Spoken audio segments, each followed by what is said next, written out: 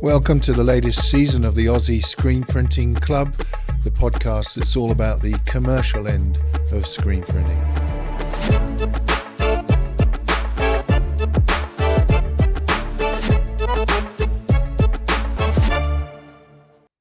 G'day everyone, welcome back to the Aussie Screen Printers Club.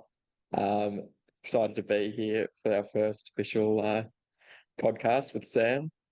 I'm keen to get stuck into it. Sam, how's your week been? Yeah, I thought you could say, how was your walk? How was your walk? Yeah, how's your walk been? I feel like I've been limping along this week. Look, it is good to be back with the show. Awesome to have the two of us running this. We've got a really exciting guest coming on in a short while. How was the week? I can't remember a whole lot from it. One of those weeks, I'm not sure if that's good or bad. High for me this week was we found a new place to move to, which is just brilliant. I got a terrible feeling this will be the story for some time over the weeks, but the low, and it is set up perfectly for us. We'd need to do very little building work when we go in. But the the low was the real estate guy said, "Oh, I found this place for you. It's not on the market yet. Come and have a look at it, yada, yada, yada." And as I'm going around looking at it all, he said, "Yeah." I said, "What's the rent?" He said, "Yeah, it's for sale." I was like, "Oh, great." And I said, "How much is that?" And he said, "About 0.9." And I said, "Oh, okay, I can think of about 900,000 reasons I don't want to do that." So that's a blow, although the guy's going back to see if he can get rent. But that was it. The guys worked really well here this week, a few ups and downs, but no major setbacks. I was on screen, so I was actually cleaning screens and blowing them out and dehazing them. Yes. I haven't done for a while, yeah. Because we had to let someone go, so that means that I have to go and do that for a bit. But yeah, that was it. How was your week? It's been a good week. It's been a challenging week, but a good week nonetheless. It's just been flat out trying to catch up on production mainly. So that's sort of taken most of my time. And that's just trying to punch out as much as you can. I had got an email on Monday evening from someone who's just moved back to Toowoomba from up north, and they were working for a screen. I don't know if they did screen printing. They were probably a sign place, and they ran the embroidery machine there and had a bit of experience doing a bit of like heat pressing, I guess. And she's doing a different job here at the moment, but was keen to get back into sort of working in the production side of things and running an embroidery machine. So that was a pretty cool email to get sort of at this point where it's sort of thinking of seeing if we can get someone good to look after that side of things. And thought it was interesting that she was like good that she enjoys it and sort of wanting to come back into that type of thing. Yeah. And with experience already. So that was pretty cool. So interesting to see how we can take that a bit further, hopefully. That's good. And I hate to say this, I'm wearing my hoodie, but Toowoomba does get as cold as where we are. But what kind of temperatures were you getting this week? Sorry to change the subject slightly, but no, it's been a great this week. It's been pretty warm, cooler mornings and evenings, but the days have been beautiful. yeah, So no, better than all the rain we've had the previous couple of weeks. good stuff. Good stuff. And you've done a bunch of printing as well this week, or is it mostly embroidery or a bit of both, or how's that worked? It's been we did do a large order of hats with patches on, so there's about a day worth of just sewing patches on, and then Wow. had a bit of help helping them clean up and putting the patches on, and then I was just on the sewing machine just sewing my little heart out. Yeah. Takes a while, I guess, does it? I've never done that, but imagine it's quite Yeah, intensive. it sort of you get the hang of it. Probably should have taken a bit more notice when I was on home ec at school learning how to sew. but it's not exactly where I thought I'd be. Yeah. Okay.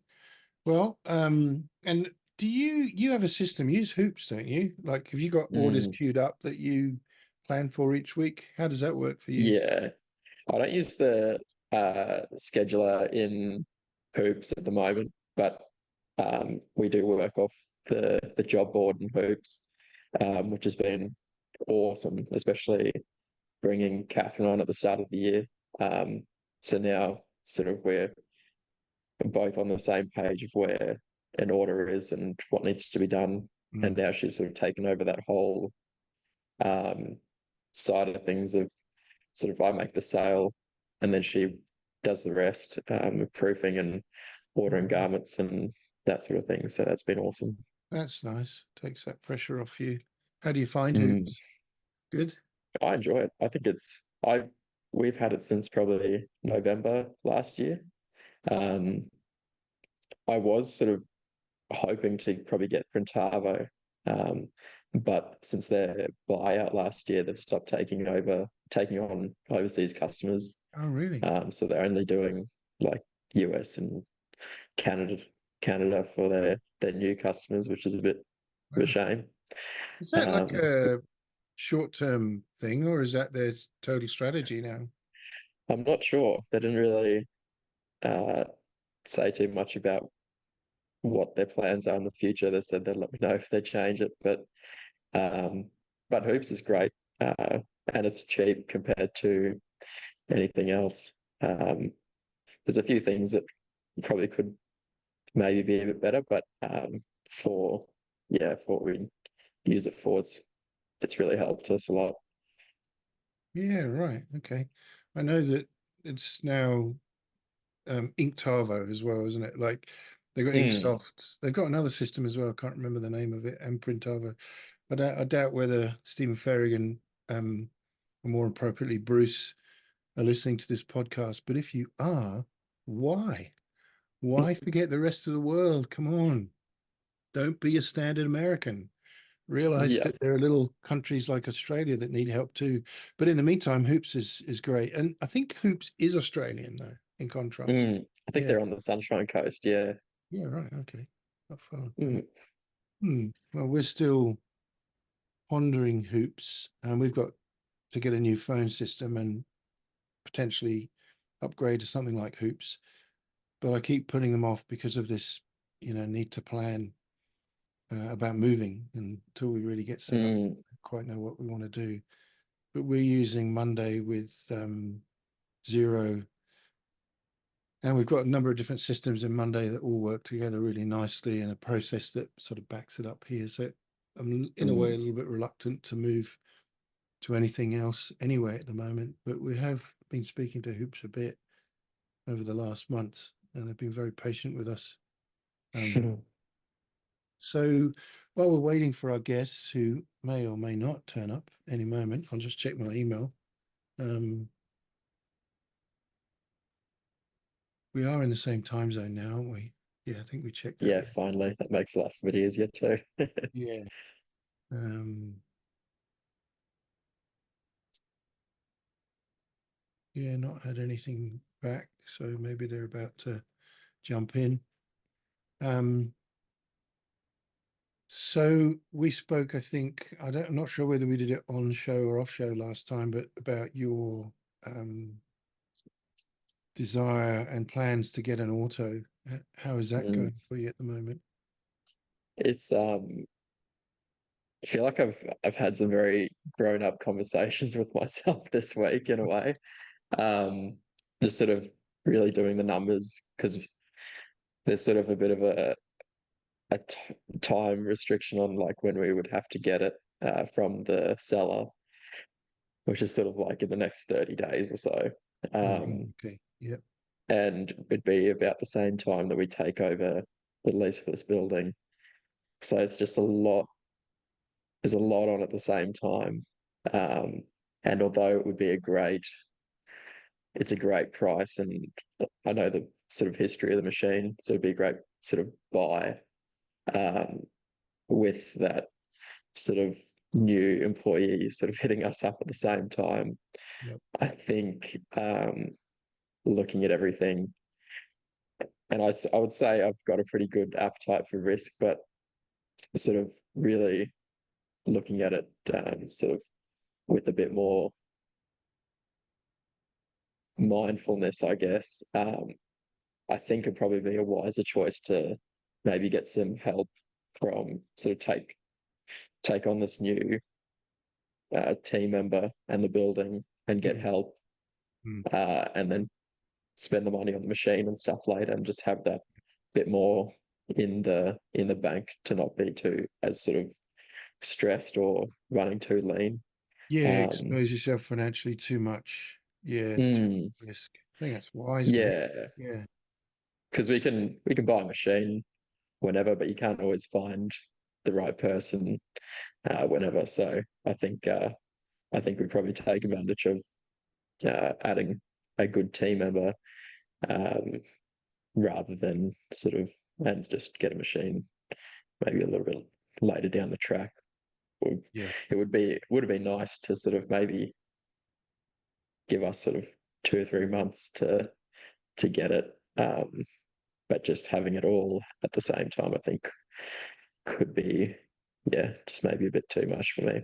Too many new things all at once. Mm, Yeah, and I guess you don't want to get pulled in lots of different directions at the same time in terms of, you one of the things that we discovered is, and I'm useless at this stuff, but the moment we got bigger and sort of, well, frankly, more expensive kit, I became the maintenance guy, mhm, which is a bit of a joke, really. But it means if something does go wrong, I need to go over and fix that. I need to run back and fix this. I need to get, mm. get on with my normal job. So I guess you could get pulled in lots of different directions. Well, good day, good timing, Jodi and Mary. Hey. Hello, Hey, now which one's which? I'm Jodi. G'day, This is Jodi. I'm Mary. G'day, Nice Mary. to meet you both. I'm Sam, G'day. and you've chatted with Josh, I think, already. Yes, Um, we know Josh. I don't know if Mary's met Josh. No, I haven't met Yeah. either of you guys, so nice to No, meet you. nice to meet you. Good to meet you. Thanks so much for coming on. How's your week been? Tell us. I think you intimated in your email it's been pretty full on. How was it? Yeah, it's been a full-on week. Yeah, in multiple departments. Yeah. Are Okay, we recording already or no? we are recording. Are you okay with Straight that? into it. Yeah, yeah. Are you okay with that?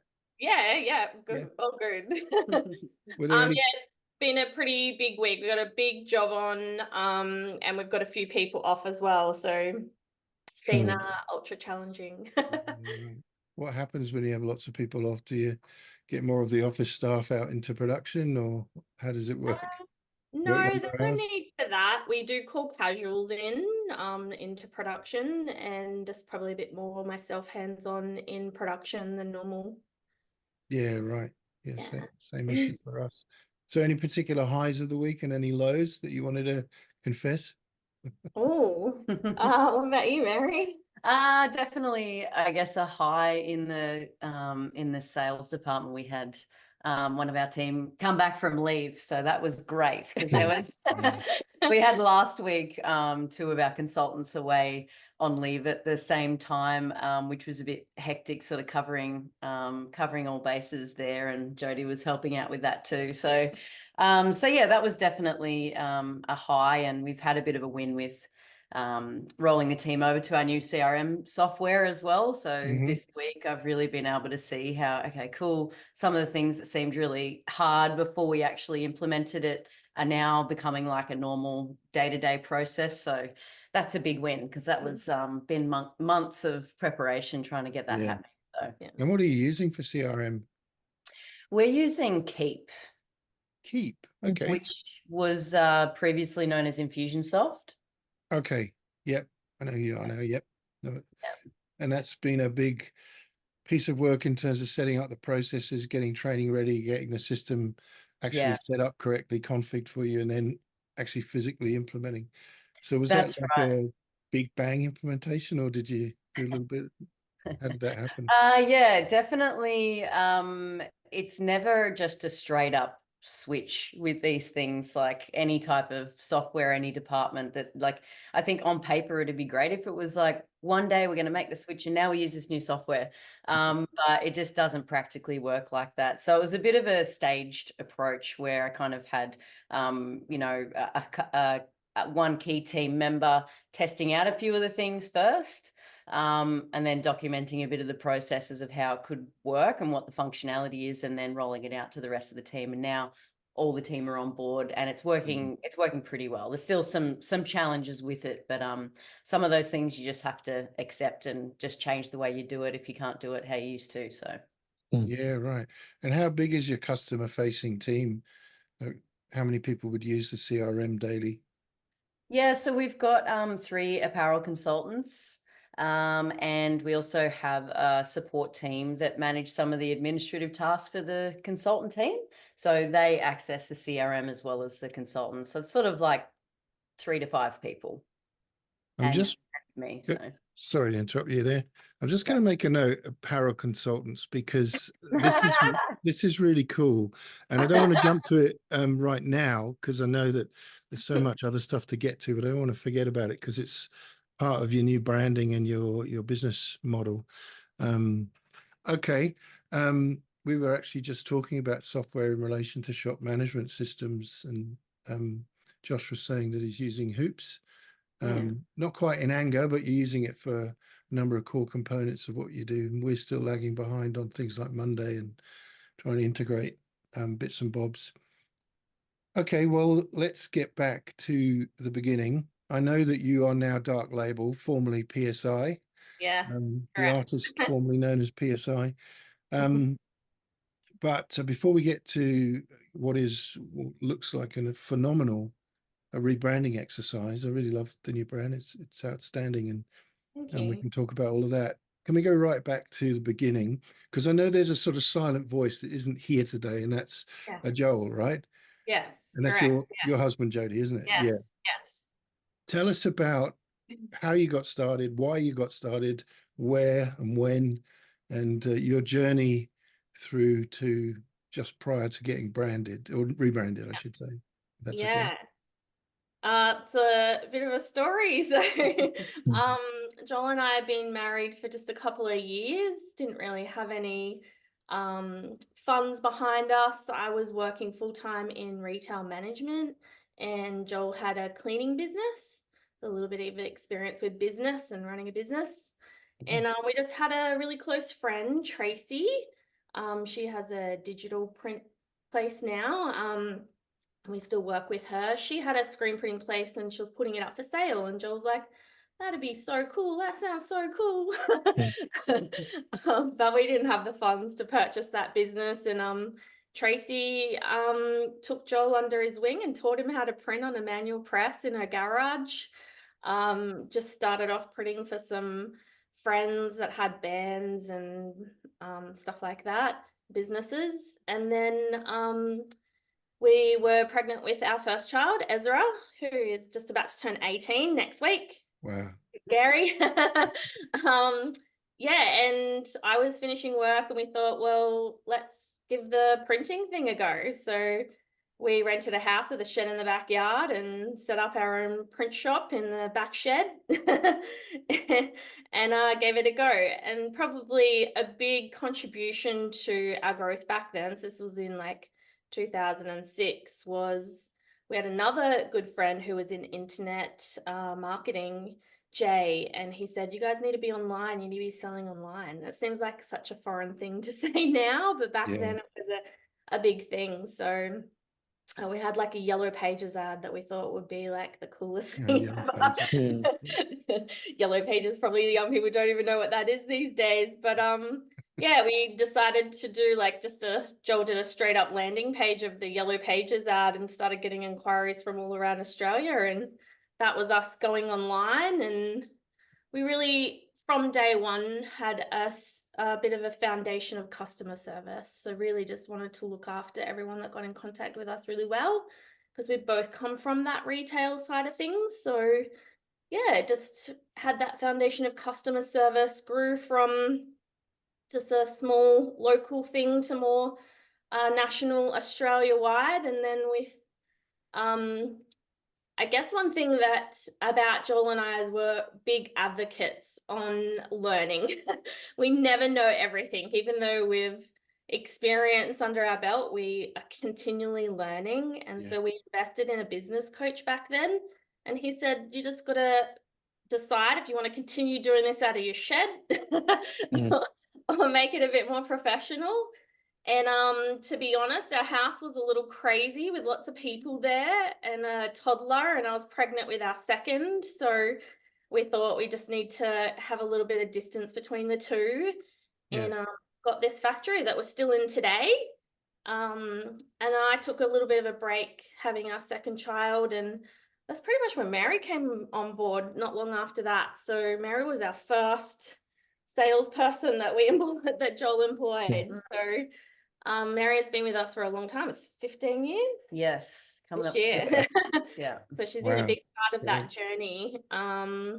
And yeah, just being in Currumbin on the Gold Coast pretty much that whole time, and just grown and expanded. Thankfully, we had the capacity to do that without having to move. So taking on further factories and expanding our space.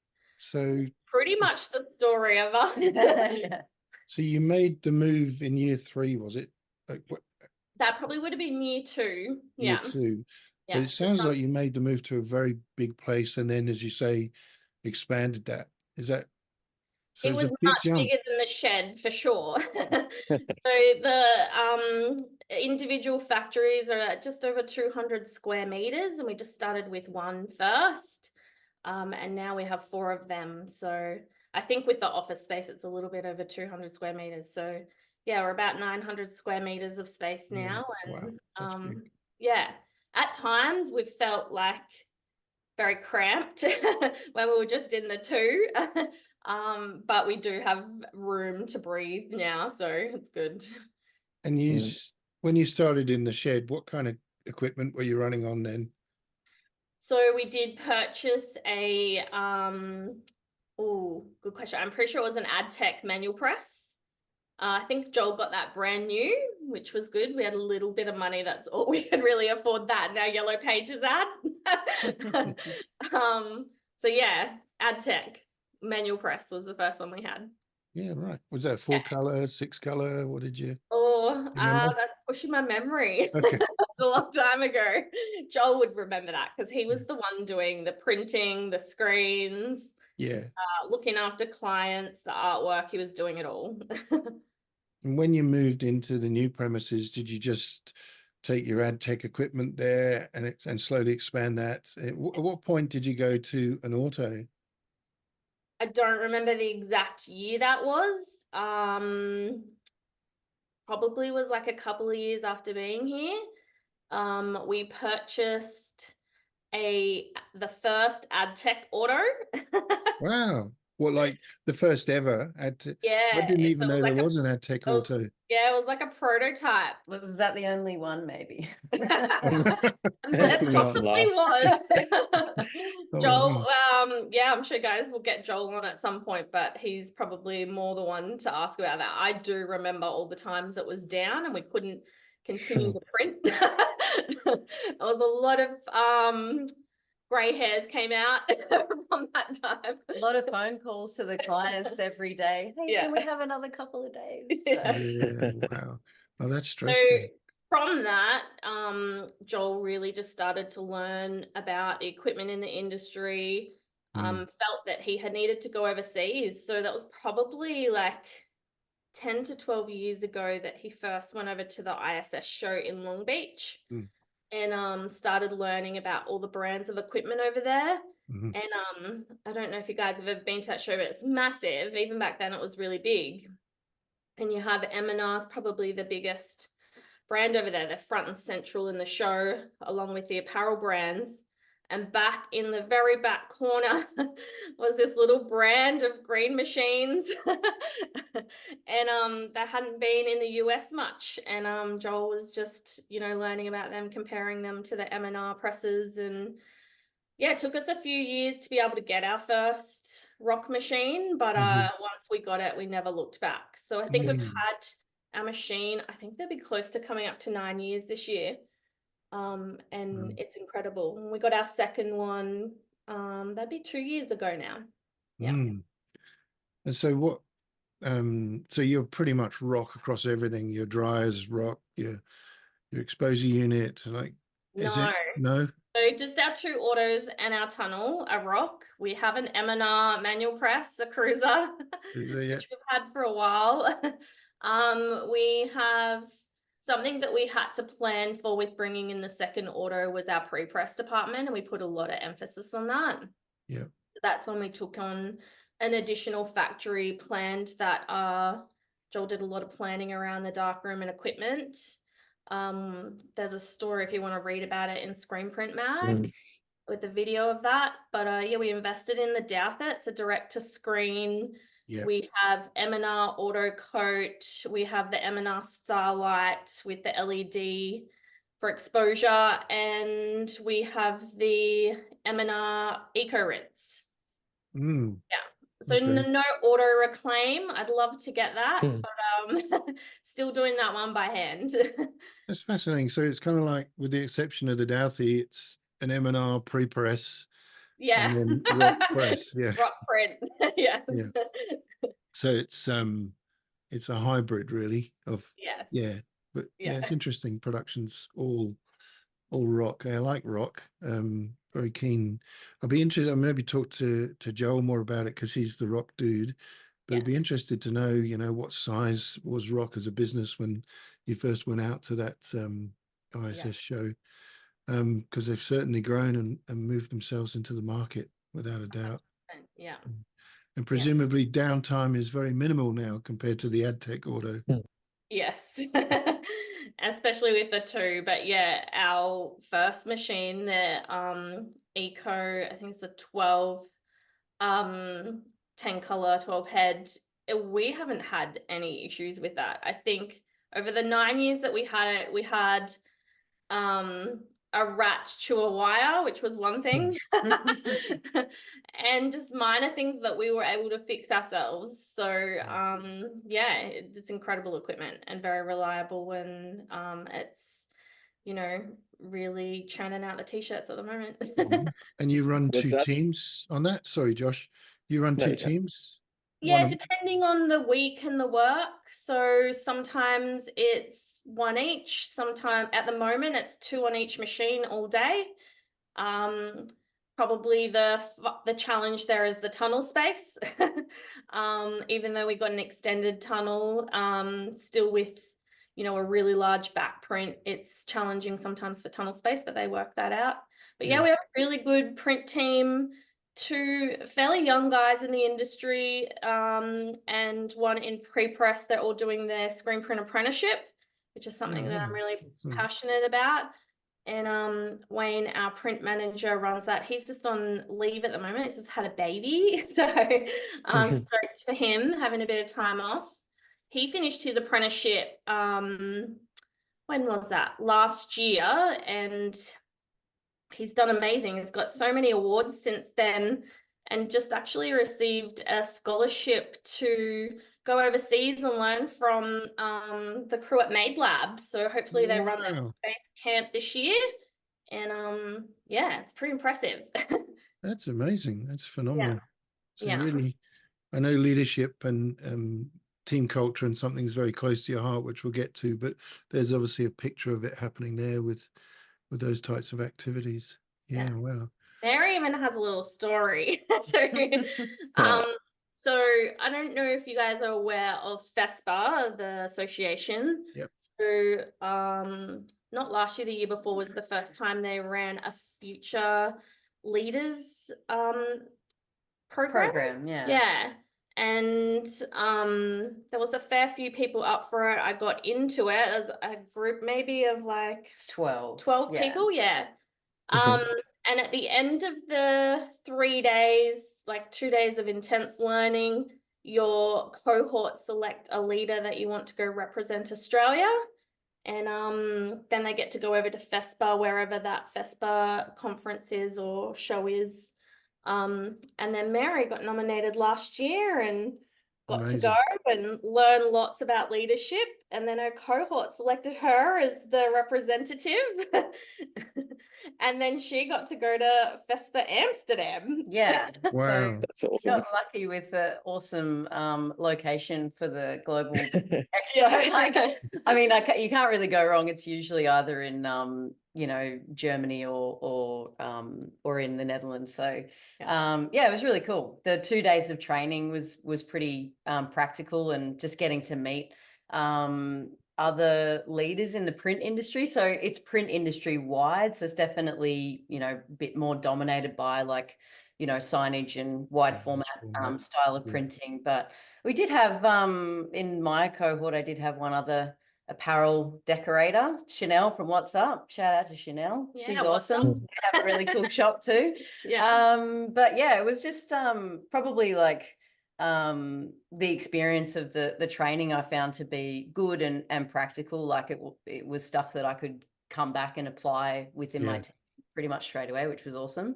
But also just creating a bit of a community of other, you know, people in leadership positions in the print industry was really cool. Yeah, I was pretty honored to be selected to represent at Amsterdam. So that was just in last month that the FESPA Global Print Expo was on. Yeah, it was an amazing experience overall. Just, yeah, really stoked to be part of such a diverse global community, I guess. So it makes screen printing seem like a really, really small part of the wider print industry, and we're such a unique little part of that industry. And I just think it's really cool what you guys are doing in this podcast, so thank you. And it's great to be able to bring the Aussie printers together, screen printers, because we are a unique group, and it is pretty cool what we do. So when you're amongst the print industry, they're like, you print t-shirts? Like, that's so cool. And not only that, it's interesting too, because you've got other like professionals with like some legit runs on the board in terms of commercial success and technical ability and stuff like that, and still there's still so much misconception about what's even possible with screen printing on apparel. And so that's something that really stood out to me with you know, communicating with other leaders in the print industry, just how how little, I guess, is known about what you can do with screen printing. And obviously with the rise of other, you know, maybe more simplistic print methods like DTF and DTG and the hybrid ways of combining those technologies, you know, we're still really passionate about showing that the space that screen printing has, you know, and will continue to have into the future. So so yeah, that's definitely hot topic in the print industry of conversation of, you know, people maybe pushing the agenda that screen printing is a bit of a dying art, but it only is if you let it. And so that's what's really cool about being part of an organization where, you know, we've got leadership from Jodi and being passionate about educating people in our industry and in the technical side of it, so that we don't get to a point where there aren't any qualified screen printers left in Australia. Like, it's really up to us to change that. Yeah. And I'm just you... gonna sorry, sorry. can I just sorry, Jodi, my microphone, there's been lots of warnings going off on my computer saying the microphone's died. You're obviously able to hear me. I might just sort of fiddle around and try and get that going a bit better. Just wanted to go back to one thing you said there about, you know, the introduction of things like DTF, but the idea that screen printing on garments is somehow dying out and yet isn't, which we all know is true. I think it's a really important message to keep going, not just to retain the space on, you know, on t-shirts via screen printing, but because there's a lot of people emerging, and I've got to say, hand up straight away, you know, I've only been doing this for 7 or 8 years. I'm not an expert in any of this, so don't get the wrong idea. But there's a lot of people who go, yeah, it's got a heat press. We can do this thing called super color, ultra color, whatever. Hey, we're in the printing industry, and you know, that is a world, although it fills a gap for maybe some of the things we do, but it's a world of difference to a screen print. And the point I was going to come to on that was simply to say we need to keep educating our customers about the difference on that, because that's what will, you know, some of our customers will say, you know, they want a small run of something and it's a full color print, and we'll say, look, there are two options here. Either you get a bigger run of t-shirts, and we'll do what's called screen printing, which is really cool, or we can do this other thing. And when we explain it to them, they go, we want the screen printing. Like, we don't. And I feel like we've got to keep educating our customers to make sure that they understand the difference and stick with screen printing on that. I mean, it's definitely coming away as digital, and going to Impressions show, it's a full force of digital is coming our way, and I don't think we can deny what is happening there. And even like the Rock Now, the quality of digital printing, like there are shirts out there you can't tell if it's screen printed or digital, and the technology is coming fast, and it's exciting to me. I'm not shying away from it, but I do love screen printing. And I think there's definitely a difference in quality of DTF, DTG, and screen print. When you're talking about small quantities, there's also a great spot for DTF and DTG. And it's just interesting to see how the industry grows and changes with that. And I think the shops that don't adopt some of it will get left behind, which is sad to see. But like you said, there's such a rising amount of people starting like apparel decoration with just, you know, a heat press, and brands are even doing it. So brands are finding their way of doing it themselves. We've found a lot with that with some of our clients. Yeah, wow. So it will affect us, it will impact us, and we need to be able to embrace it in a way, but also educate and communicate the benefits of screen printing and the difference with what is achievable or isn't achievable with either of them. And I think, like, if anyone said to us like 10 years ago, you know, what potentially could rock the screen printing world is transfers, I would have went, what? Like, transfers have been around forever. Like, you know, you've been able to transfer something and press something on a t-shirt for a long time. And it's really interesting to see that technology get better and better and increase. And we just have to keep learning about it, keep being open-minded, and see where it goes. And it is different, you know, like in terms of the finished product, because we're fundamentally, and apart from, you know, logos for businesses or something, we're dealing with art at the most basic level. We're putting art on a garment. And as ever, you know, art is phenomenally diverse, right, in terms of styles and colors and so on, and techniques.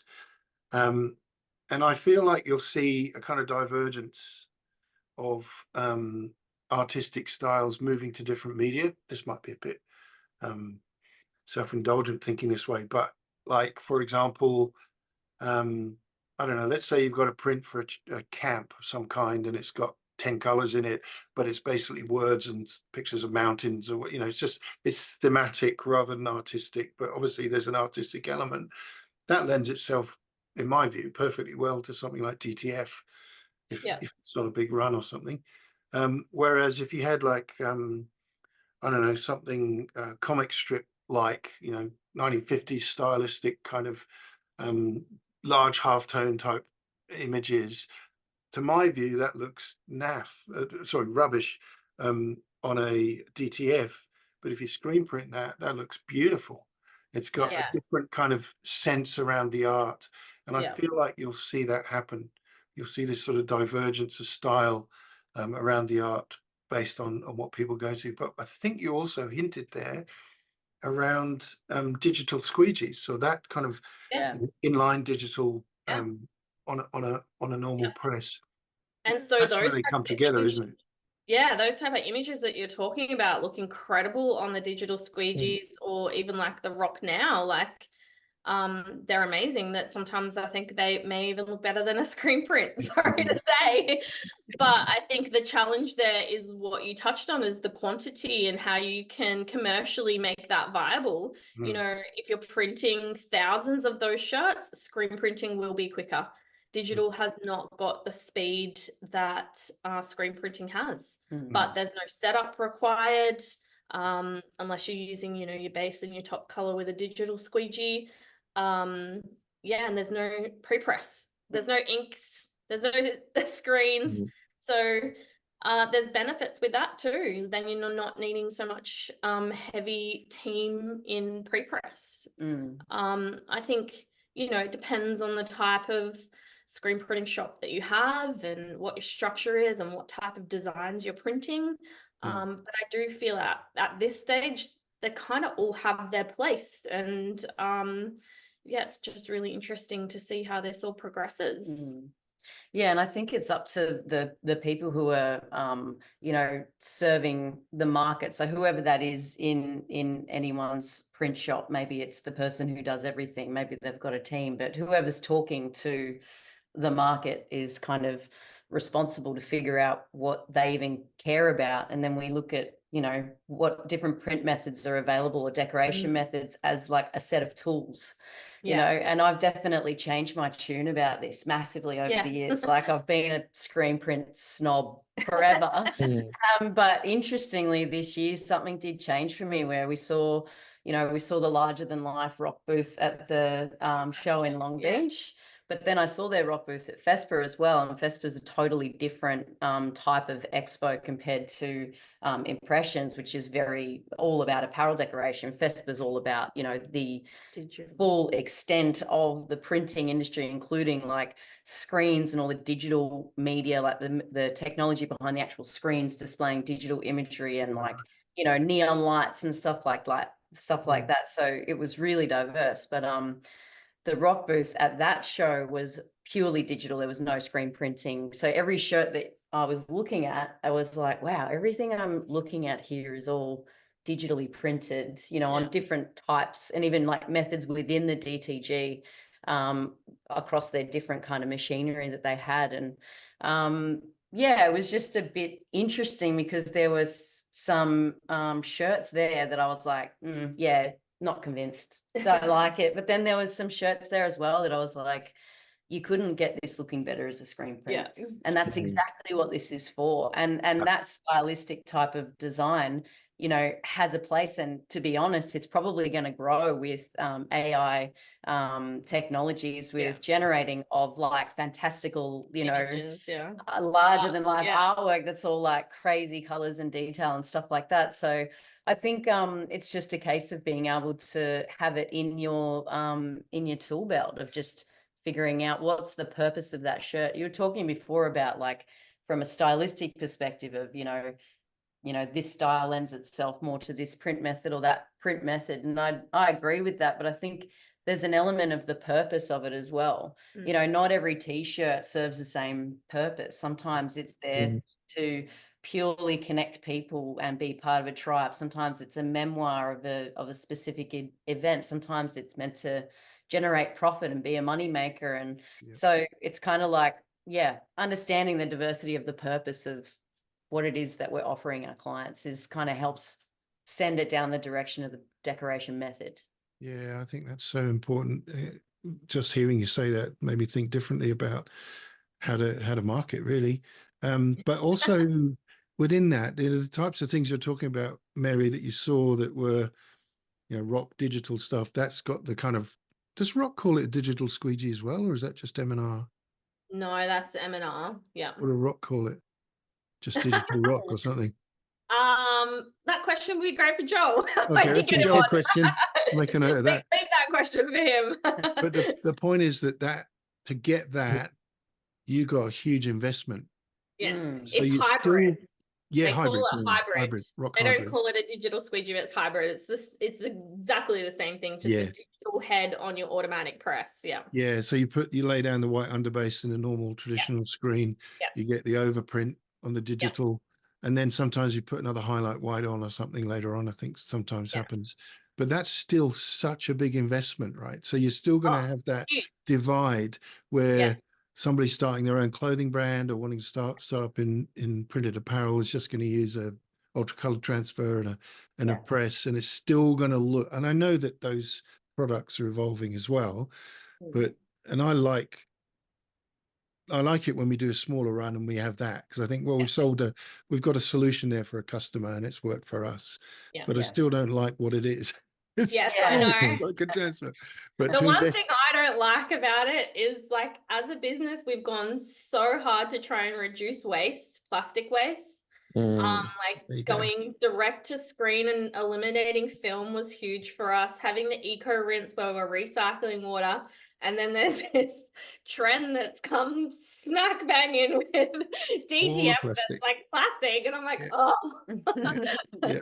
But we use it, and it has its purpose, and yeah. The part I love don't it. like is when decorators sell it as good as Yes. screen printing, or I guess Mm. DTF, maybe DTF manufacturers or people who are the channels of like start your own t-shirt business today and like grow from like 0 to whatever in 6 months with your own t-shirt business in your spare room. That sort of message that's out there in the world as if it's comparable, and it's like, it has its place, but it's not screen printing. There's businesses out there that aren't even telling the consumer what it is that's going on a t-shirt. And I think, if there's an element that we can educate all consumers about the difference in what you can get on a shirt, like embroidery is such a big thing, sublimation, there's so many more that are part of apparel decoration. And I wouldn't get a client to do 50 shirts and not tell them that I'm embroidering it, but I'm gonna you wanted a screen print, I just decided to embroider it, like but why is that okay to do with DTF or DTG or versus printing? I think it's important for the consumer to know that. Like, we even give our clients education on the types of inks and what best suits their design and what ink's going to be right for them, what they're selling their apparel for or using their apparel for. And I think that's important. But it takes time to explain all that and educate them on that. So, yeah. Yeah, no, absolutely. And just thinking of embroidery, it takes us to Josh, but you're using, are you using digital film as well, DTF? Yes, we do. Oh, you were talking to Josh. Yeah, Josh. do you do any DTF? Oh, sorry, my speakers are playing up a little bit. Sorry. Oh, sorry. Can you hear us all right? I can now. Yep. Sorry. Yeah, we can hear you fine. I was just asking whether you're also printing with DTF or pressing with DTF. Yeah, I was the same. I was like Mary, like I don't do that. But last year, when it's just me, and I went over to America for the shirt show event and sort of saw some different techniques to make that the finish a lot nicer for it. I came back and sort of spent some decent time on how we could get it good and get the finish as good as we can. And since then, I've used that as a bit of a stepping stone where we've pushed that a little bit more than screen printing, just because it gives me the time to work on the business a bit more to try and sort of get over that hump to the next level where I just wouldn't have the time to grow the business if I was just trying to screen print everything. So that's become a big part of our sort of business that we do a lot of now. It's actually allowed you to free you up to get more time to grow the business rather than just printing the whole time, just to try and keep up. That's a really interesting point. Yeah, business needs to be able to grow, but it needs to be able to find a way of growing, right? Not just employing new people. Yeah, wow, wonderful. I'm slightly ashamed to admit at this point that we're about to start. I think we're currently looking at a launch in November, a version of our business in the UK. We've got some contacts there originally from the UK, and the main guy's coming over, who's a friend of mine, is coming over for about 3 and a bit weeks to just work with us to understand the end-to-end process and to get started from that. Complete newbie to the industry like I was. And the thought is simply to start him on super color with Yes.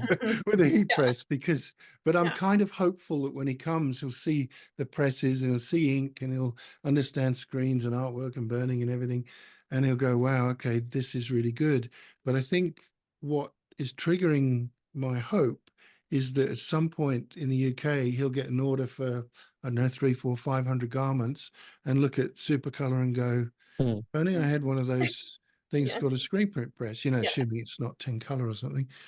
Because it takes us back to your comment earlier, Jodi, about the cost. If you're Yeah. printing 1,000, you don't want to do it super color. There is no margin in it for you. Yeah.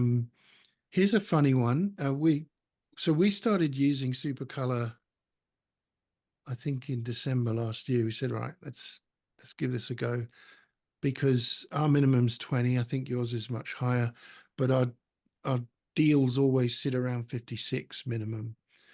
But then we get someone come on for a nice color job and they want 20, so we can't do it, right?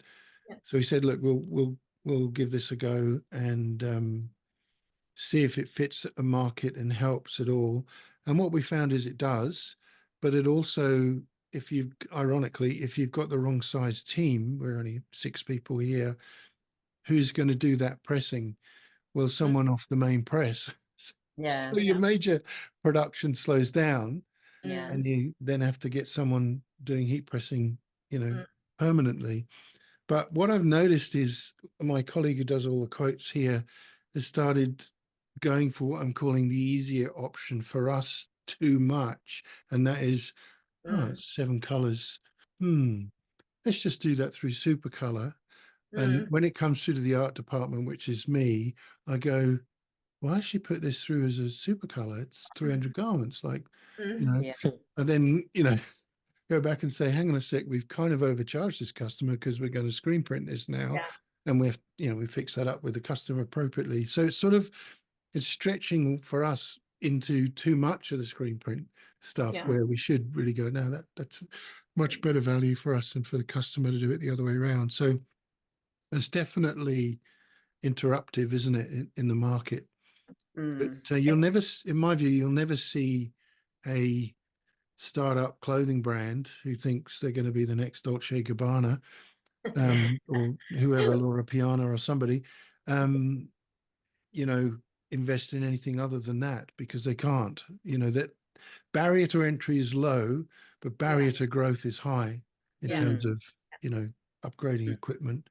I think for us, we have the opposite challenge, probably coming from like a bit of a really invested in screen printing background, that there's probably times where I look at, maybe opportunities where screen printing wasn't the solution, that we need to probably train our team of like, well, there's other solutions for this. Like maybe a DTF would be a better option for, a low volume type job, because in my view, it's better that we can, like, if we don't offer them that solution, somebody will. Yeah. It's the only way they're getting these t-shirts, unless they, somehow quadruple their budget and order 100 and not 25, So it's interesting you say that, and probably something to, for everyone to watch out for, that we don't end up then, overselling one print method to another. But we're probably more on the other end, where we're really still very much favouring the screen printing side within our consultant team. So Look, we just did a job of 2,500 garments, and it was a really large, solid colour back print, 10 colour. And we had massive dramas with it, to be honest. Like, nothing is ever smooth and perfect. Every print shop has their own challenges, but I was challenging Joel. Would this have been better as a on a rock now, or a hybrid, or what? But, that's the challenges of running a business, and you just have to figure it out. I think what Joshy was sharing is, I remember being in that phase where everything's relying on you to do it. And if this was around when we were in that phase, we probably would have used it a lot more. But then there's challenges when you get to a size like ourselves or Sam, where then you've got to start educating your whole entire team on all new technologies and all different aspects of print methods. Yeah, there's always those things that you need to work on, and that's just part of business. It's not an easy game. And we do rely on, as I said right at the beginning there, educating the customer, but also the customer recognizing the value of it. I'll give you a little anecdote. Next door to us, we're in a bunch of warehousing units, is actually a Keep Fit place. Keep Fit's so old school, isn't it? I'm so old, but whatever the current lingo is for that, they're called Motion Fitness, and they're great. They're a customer of ours, and we love them. Listen to their loud music. But there was a chap leaving yesterday as I was standing at the big doors, and he had this phenomenal, beautiful, what I'm going to call old school design, old school screen printed print on the back of his hoodie, and I was so impressed by it. I said, "Hey, can I have a look at your print?" And he kind of wandered over a bit and showed me the back. And what I wanted, and it was a great print, what I wanted to hear was what he thought of it, Yeah. not what I thought. And I said, "This is a really lovely print." He said, "Yeah, I know. I chose it because of its design and its style and the colors, the cut, and that they were clearly, it was popping, it was beautiful. It wasn't, badly printed, but they were very muted, subtle colors that worked well with the design." I thought, there's a discerning customer. He maybe doesn't know that that's a screen print necessarily, but he's looked at it somewhere online or in a shop or whatever and gone, "I really like that." I doubt whether you'd get that with a bit of plastic. You know what I mean? Someone will go, "Oh, I really like the start of the design, but it's pretty, doesn't look, it's not my son going to Disney World and buying a Mickey Mouse t-shirt where it's, going to be that kind of print, right?" And not necessarily, but it's actually, no, this is a stylistic thing I want to wear. This is an advert for my personality or the band, or like you were saying, Mary, the memorial type thing in terms of a concert or whatever. So they're very discerning. I think we need to promote that so much in our customers. Sure. We need to recognize the difference. Yeah. You mentioned inks, though. So you would actually guide a customer based on their brand and their market and so on as to what kind of ink might be suited for them. So you might take them to Discharge or to water-based or Plastisol. Yeah, okay. And do you find...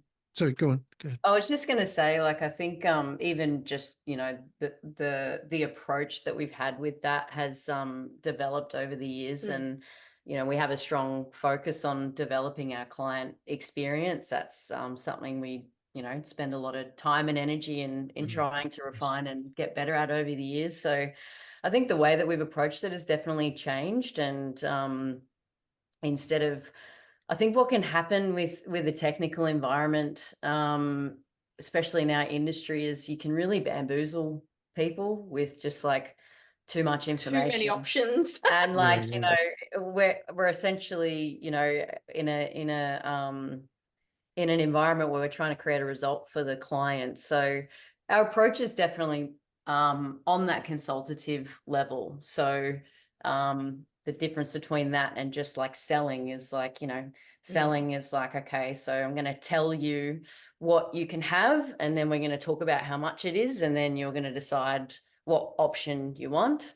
Whereas our approach of consulting is just more geared around, just understanding people, understanding their goals, asking quality questions, and then making recommendations. And that dynamic is something that we, I guess, are trying to convey in every touch point, whether it's just the way that we're communicating a message on social media, or the copy that's written on a page on our website, or the conversation that they have over the phone, just on the first time they call. We're trying to, I guess, demonstrate the experience that we've developed over all these years and come from a place of knowledge and just sharing that. So we don't go talking to every single client about every single ink option, but our consultants are, I guess, respected in that way by our clients, so that we will just make a recommendation and go, cool, I think what would be so good with this is if we go down this route or that route. And that extends even outside of just the,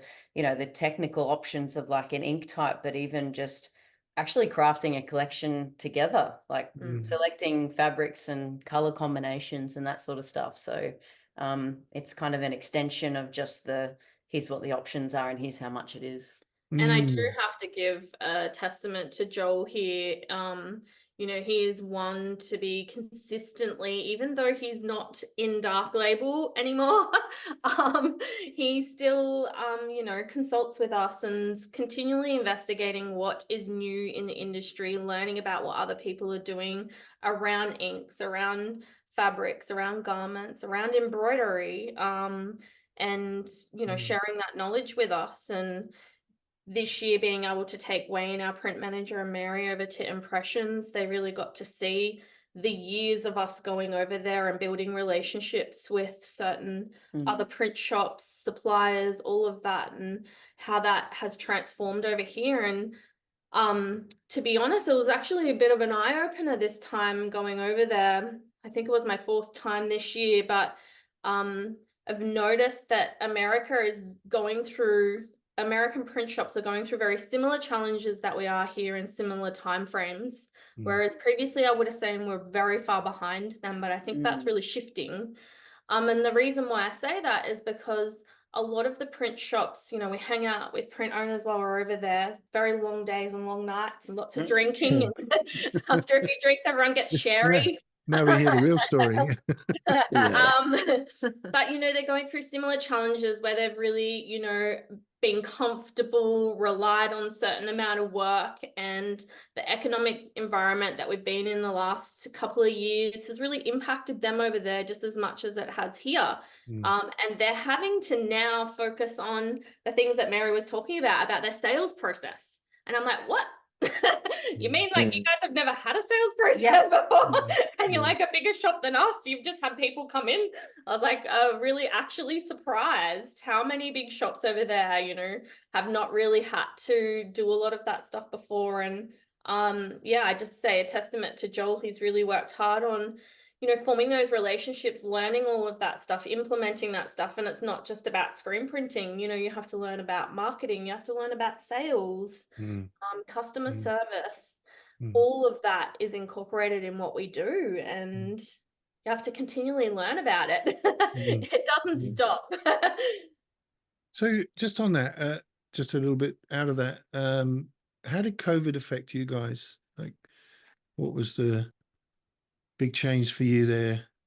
I would say, thankfully, that we have a really good client base that we're not solely in one industry. Like I hear of shops that focus just on, you know, the band merchandise or something like that. Thankfully, we have a really good variety of industry clients across different industries. So when it first hit us, we definitely had an impact. We had some events cancel, we had jobs in the system. We definitely lost trade really, really quickly. I feel like it was probably about a 3 or 4 week. And to be honest, that emotional roller coaster of a business owner that had, I think at that stage we were like 22, 23 people, you know, massive factory. And we're right on the border as well of Queensland and New South Wales. It was a lot of emotional. So it's like literally half the team in New South Wales. Oh, really? Yeah. So you got I think hit by the problem of people not being across the border. Oh, the wow. three weeks in of it losing stuff, we then actually escalated and grew quite quickly. We had a lot of work, but then our massive challenge was team, because we had this whole border shut down. It's just crazy to think about that happened, but we had to cross the border and get border passes every day. But they literally at one point, I heard on the grapevine that they were closing the border and shutting Queensland, New South Wales. And I like rang on my New South Wales team. I'm like, if you want to make it over. But I literally like packed a bag because we live in New South Wales. I packed a bag and dashed over the border, and the guy let me through. I don't know how. I just said, I need to get to my business to get the computer. And he's like, okay. And you never came back. Yeah, I stayed at my Wow. mom's house, and yeah, it was a challenging time, to be honest. Like, we didn't know how long it would be. We had half of our team here, half of our team not here. We had heaps of work on. It was crazy busy. I wasn't able to be with my kids or Joel, and we were like meeting at the border for my son's like birthday and having cake at the border. Like, it was an emotional roller coaster. But looking back at it now, we can, you know, have a little giggle about it and go, what was that? Had some smuggling screens across the border as well. Our press manager at the time was stretching screens at his home and handing him over the border. So yeah. But I think like in amongst all of that, like, I was really thankful for the model that we have with our business, of the type of clients that we look after. But also our team. Like, I really respect every team member that we have, past ones as well, that have been with us. I'm thankful for everything that they've, you know, invested in with us. I think without your team, like, there's no way we would get any of this accomplished. So, you know, we really get to know each other well. And I think that's important, because without that, it just becomes a bit too transactional. And I think that COVID time definitely made us all see our strengths and weaknesses and work on them. And yeah, definitely. But having someone like Jodi leading the charge there was definitely a big impact as well. I mean, like, we're talking about all sorts of, you know, challenges coming from every direction. So hats off to you, Jodi, for like, Jodi will never give up, basically. So won't take no for an answer, will never give up. So, you know, I think the other thing in that time that that we're really thankful for is our clients. Like, we have some clients that have been with us for, you know, a decade or more, and they're in business just like we are. And so they've had their own challenges along the way. And, you know, we might have explored ideas on how, you know, could apparel be a way of their business to, you know, generate some income during that tough time, if their normal operation couldn't open and that sort of stuff. And I just think, if anything, there were a lot of relationships there that really shone a light on the strength of our relationships, like not just internally as a team, but with the people that we work with our clients. And they're really, like, just like what you're saying about the team, our clients is really what's keeping us here. And I guess by focusing on, you know, how can we sort of serve them best, and trying to get better and better at that, means that they are, you know, there for us, I guess, in terms of staying with us and that sort of thing. So it's really cool to be in an environment where we do have a lot of long-term clients that we've grown together, really. And that's all part of that customer service and this consultative model, which we'll delve into a wee bit more. But Josh, how about you? What stage were you at when COVID hit? Because you were working another job, but starting your screen printing around then, was it, or a bit before then? It was after COVID. I was still full-time farming, so I spent my whole life at the farm anyway, so it didn't really affect me too much, really, because I just lived at the farm, worked every day. So, but COVID was sort of, I guess, how I had like the accident at the farm sort of during COVID, and then that's when I started the brand, and that's how I sort of got into screen printing. But with every other brand that started around COVID time, I guess. But as far as business wise, I didn't really have to worry about it. And just on that though, just for the benefit of Mary and Jodi, you bust your leg in an accident where your mate, I think, ran you over, if I'm not mistaken, at work. Hopped on top of my leg, didn't work too well. And that prompted this time off in COVID, but you said you wanted to start your own clothing brand. Did you go straight out to screen printing, or did you outsource to someone else, or what? How did that happen? I was just outsourcing it to a local I was like fully promoted, so they do a bit of everything. But it was they were sort of doing it print on demand type thing for me. But I did notice the difference in like quality with the sort of stuff I was getting. And so I still looked into it more about what technique was a better way to print, because I didn't really know the difference at the time. And then sort of discovered the screen printing thing is how they print the real shirts, I guess. And yeah, just sort of impulse bought a setup thinking that it can't be that hard, but there's a lot more to it than I thought.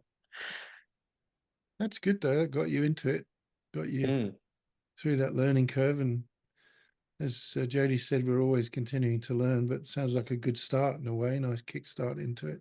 How'd All you right. go, Sam? Say that again. Oh, through COVID. Oh, gee, what a nightmare. Our business is a bit different in that. So I've been in business for a long, long, long time. I won't bore you with all of that, but in totally different industries. And I sold up in the beginning of 2017 to retire. And my daughter, I've got 4 daughters, and one of them has social anxiety, but is really into art. So I'll try and keep this story as short as I can. And we just thought it'd be nice to learn how to screen print. And something had happened in my last consulting gig with my company in Sydney that allowed me to kind of think and look at screen printing again. So we just started doing all of that. But it grew inordinately because of connections I have particularly in the church community in Australia. And so long story short, when COVID hit, we dropped 94% of business in a month. Yeah. In fact, less than a month. It was just pretty much everything on the books just died. And because it's all event-based, all big camps and that kind of thing. And so we didn't depend on the business. And at that point, we were we got to an 8-color manual, I think, at that point, just in a big double garage. So there wasn't a whole lot of space, but we weren't too worried. But it was difficult because this was my daughter's job then, you know what I mean? And I kind of thought, oh, this is awful. So we did have other types of clients, but I just thought, well, we should do that thing of pivoting and just finding others and other markets. And we did that, and it just gradually came back. We started our own clothing brands, thought we'd be really good at that. And that wasn't the case, but we did them just the same, partly for fun, I guess. Yeah. And we tried to hit 2 or 3 different markets in that. And it was quite good. But yeah, that's how we kind of got through. And so our overall sales for that calendar year were down by 16% in the end. So we managed to claw our way back through other markets, and eventually some of those big events started to return. But it was a little bit like, at least I'm not traveling the world and consulting, like stuck outside of Australia trying to get back in or whatever. Or can't travel to Hobart or wherever I need to be. But yeah, so it's all a bit strange, wasn't it? Apart from the actual pandemic being a bit strange and the nightmare it was for everyone. But we managed to keep going and grow. Now, PSI Dark Label. So you rebranded, you relaunched. Now, how long ago was that now? That was July 2023. Coming up to a year. Yeah. Pretty big change in terms of the brand, the vision, the actual image of logos and designs and so on. Same market that you're in. Hasn't changed, has it? Yeah. Tell us why you wanted to rebrand. What was the idea behind the new brand, and how well it's going? I said right at the beginning, I love it. It's phenomenal. It really stands out. Very Schmick. Tell us all about it. I'll give a little bit of a start and then Mary can take over. But I guess we've been in business for a long time under PSI screen printing. People even ask, what does PSI stand for? I'm like, oh, it doesn't even matter. Like, you don't even know that. And I'm like, it's funny when you start a business and you think of a name, you don't know what you're gonna, you don't know what you need to know 10 or 20 years down the track, And we just we'd talked about it for a lot of years. Yeah. And even before we did the launch last year, we'd been working on it for probably like 18 months before that. So it was a long time coming. But we just felt PSI screen printing didn't give the justification for what we do. Yeah. And we do more than screen print. And we always had that phrase, we're PSI screen printing, we do, sorry, PSI screen printing, but we're more than just a t-shirt printer. And I'm like, well, it's about time we actually come up with something way better than that and have a name that justifies what we do. Yeah.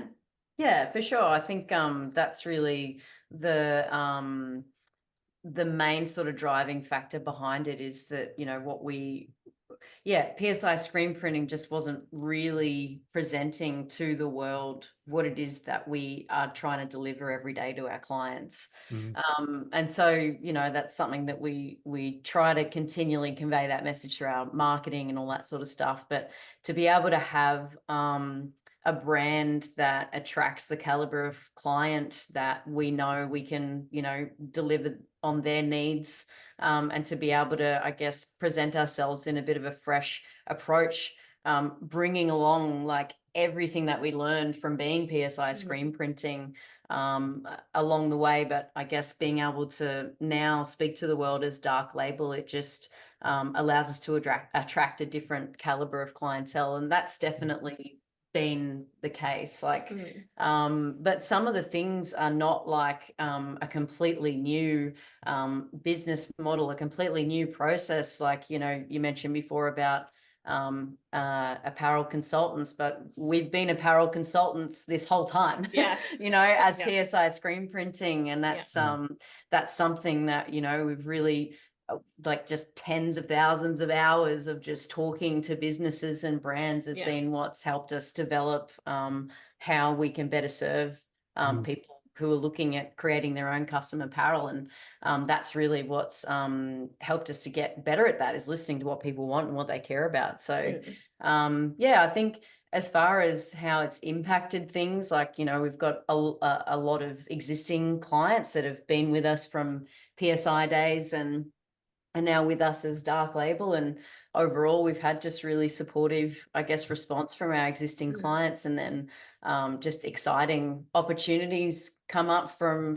new businesses as well, where we get to kind of just get their attention, you know, in a way that maybe we didn't prior. So that's been an interesting road just to kind of see, like, because by the time you actually talk to a client, by the time they fill out your form on your website or they call you, I mean, they've already got a story in their head of who you are.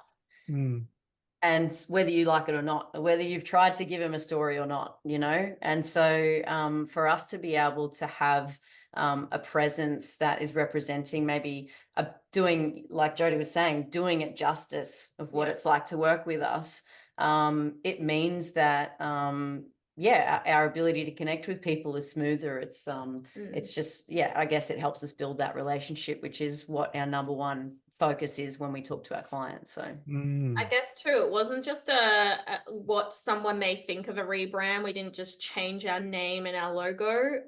It was a heck of a lot more than that. So we invested with a company to come up with the name. I'm gonna ask that, the vision behind it. They recreated our website, created videos for us. It was a huge investment, but if you asked me now, would I do this again? Probably not. just because of the effort and cost. And because we've been in business so long, there's PSI is just like everywhere. So you're talking about changing every little thing in your business, like invoicing, bank accounts, like it's a lot. And we're still going through that transition. Like thankfully, Mary and I are a really good team and we work really well together. So we can split up some of those responsibilities. Like she shared about the CRM, that was just one part of it. And we're still going with some of those things. Hopefully, by the time it comes to the year of anniversary of the actual launch, we should be pretty much fully switched over. But yeah, it's been really good response from our team, which is really good, and our clients too. And I think, yeah, it just does it a bit more justification for what we offer, because we do offer way more than screen printing. Like practically we have an in-house design team that do design. We have consultants that offer brand strategy. We do screen printing, we do DTF, we do DTG, we do embroidery now in-house. We do a full retail finish. So all of your relabeling, even sewing physical tags in, that's all in-house. We do swing tagging, barcoding, bagging, right to your complete retail finish. And those things are things that we're really proud of, that took a lot of work to get those systems really dialed in. Yeah. And yeah, it's just, they're the strengths of what we offer. Our showroom was a big one. Like, people come in here and get an experience. Yeah, I see that. Yeah. And that's, you know, important to us, and the team love it. It's really lifted our energy. Especially for me, doing this for so long, you definitely need some motivation and inspiration.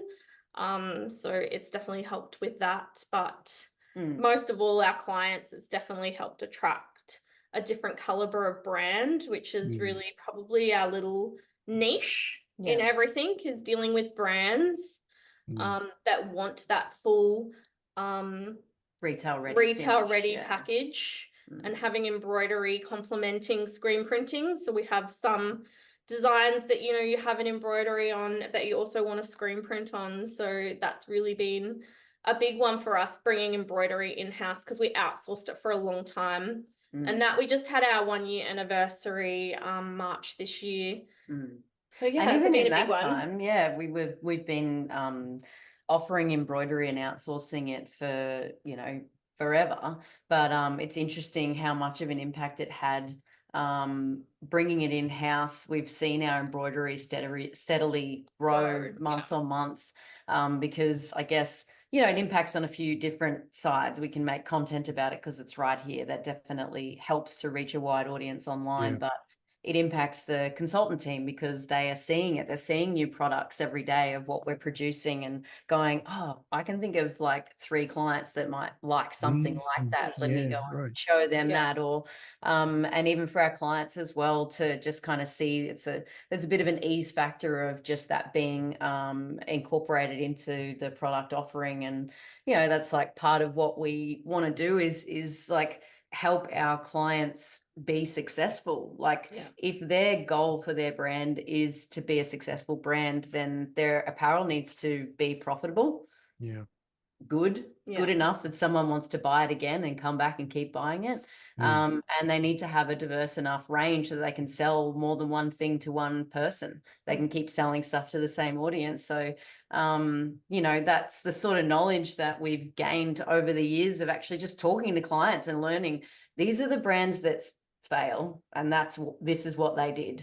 These are the brands that succeed, and this is what they did. And we really want to help take the technical knowledge that we've gathered, but also just the industry knowledge that we've gathered, and guide the market to what might be successful. So it's much more of a partnership model with customers, isn't it? That one, which is good for retention. But it sounds like that shift to the new brand, I think you hinted at it, has put you into a new market within the clothing brand market as well, because you've got that end-to-end model. But presumably, if a smaller brand came along that can't afford the end-to-end, you know, the full bagging and tagging and swing tickets and so on, they can still use you because they don't have to have all of that service. Exactly. And we've even found that, you know, we do a bit of trade work. We print for some other printers that, you know, might not have accessibility to all of that stuff. So we do have a bit of a model like that too, where we can support other printers. And I'm stoked to be able to do that, because I wish, you know, we had a bit more of that when we started out. So yeah, I think that's good too. That's tremendous. What is for the future for you guys? Obviously, you got your year's anniversary, or maybe there isn't, in the sense of don't give me new things, but have you got any other plans coming? in terms of expansion or new kit or new I markets? Or yeah, I appreciate that question. I feel like I think most businesses felt a little bit in the last year or two of the economic environment. Right now, I just like to have some stability. yeah, sure. And that steadily increase of growth. I think we have a really good, solid team, and we're stoked with the team that we have. We have a good space, we have the right equipment, and all the elements are there. I just really probably need a bit of stability for a couple of years. We've had huge investment in our rebrand embroidery, because we invested in a brand new Barrett 6-head machine, whole factory to support that. So, and then 2 years ago, the new rocks. So I think at this stage, I'm just focusing on just continuing on that path of small growth and some stability. So, yeah. We have so much opportunity to just really refine and optimize what we're doing. So I think we're in that zone of optimization right now. Okay. Like we do have, a really good, solid, reliable team in our, in each of our respective departments. We have an amazing space. We have a showroom. We have like a lot of new stuff that we're figuring out how to, get the most out of it. So I think it's an exciting time because we've gone through such a lot of change. And now it's really the focus is on just doing the grit work of just, you know what I mean? Like getting really good at all the things that we're offering our clients and just trying to optimize and work on our efficiencies and that sort of stuff. So I think that's an exciting phase to be in, like it's been pretty chaotic. Like you kind of, if you think about the rebrand, it's just so weird to think of, how much time since the launch, but really the time since we were really seriously working on it as a project. Like Jodi was saying, that's a year and a half before that. And then the idea, since it was just an idea, that's like years and years before that. And then, somewhere in the middle, we all lost 3 years from COVID. So now all of a sudden it's like almost end of the financial year again. So I think it's an exciting time to just work on getting really, really good at what we're doing all day, every day. I think personally with Joel, with the rock business side of business, it's really cool to see some Aussies come together and create that community. So when we went over to the US, we had an Aussie print group that have rock machines already or on their way to get their first rock, which is really exciting. And we got to go to Liquid Graphics together. So we really had this little Aussie print group, which was really cool. So yeah, I'm just excited for the future of that, just investing a bit of personal time in community and getting this community working really well together. And I think like what you guys are doing is a big part of that. And it's a cool thing. Yeah, just on that, for our listeners, and probably only 2 or 3 of them. Now we do have a few thousand downloads. We do have a few thousand downloads a month, so it's going out somewhere. But Awesome. it's been a bit sort of it's on me entirely. It's been just hard to make it happen. So, but I'm keen for that because I come from a different community and business originally, and I, perhaps a little bit like Josh, I don't know whether this is true, but had nowhere to go other than YouTube. I didn't know anyone. There's not really, there's a couple in this town, but they were not very forthcoming. And just, kind of fell in love with what screen printing is from the art perspective, but also the kind of artisan in addition to the art aspect of learning how to print. And I still think it's amazing industry. But to find friends is difficult without literally going around the country, knocking on doors and saying, hey, show me how this works. So, yeah, I'm anxious to try and kind of grow that. There isn't much in Australia, is there, by way of formal groups? There is a group that keep emailing me, but I find the connection a bit unusual. But some kind of guild, Australian Guild of Screen Printers or, something like that would be really cool. But what I found is most people are really honest and open and want to talk about their business and their growth and what they do and how they do it, which says everything about the kind of industry we're in. Just one quick thing, I just wanted to check with your model of working with brands. Are you warehousing their stock, or are you just printing to order for them to warehouse? Yeah. Because I've seen that a bit in America where people are warehousing their brands for their customers and actually doing the actual fulfillment as well. Yeah. That's not something you want to It's do. something that we're looking into. Just a little bit nervous. I don't know if I want to do that or not, but we have some current brands that really want us to do it. So just finding those clients to test to see if we can, achieve that. I think when it comes to fulfillment, it's really important to have the right software to manage the stock and to fulfill their orders, like connecting with their Shopify store. So yeah, just not sure if I want to go down that path or not, but it's definitely on the list of one of those things to look at. And your customers typically are stocking retail elsewhere, or they're selling online, or both? It's a bit of a mix, but I'd say majority. the majority would be selling direct online on their own stores.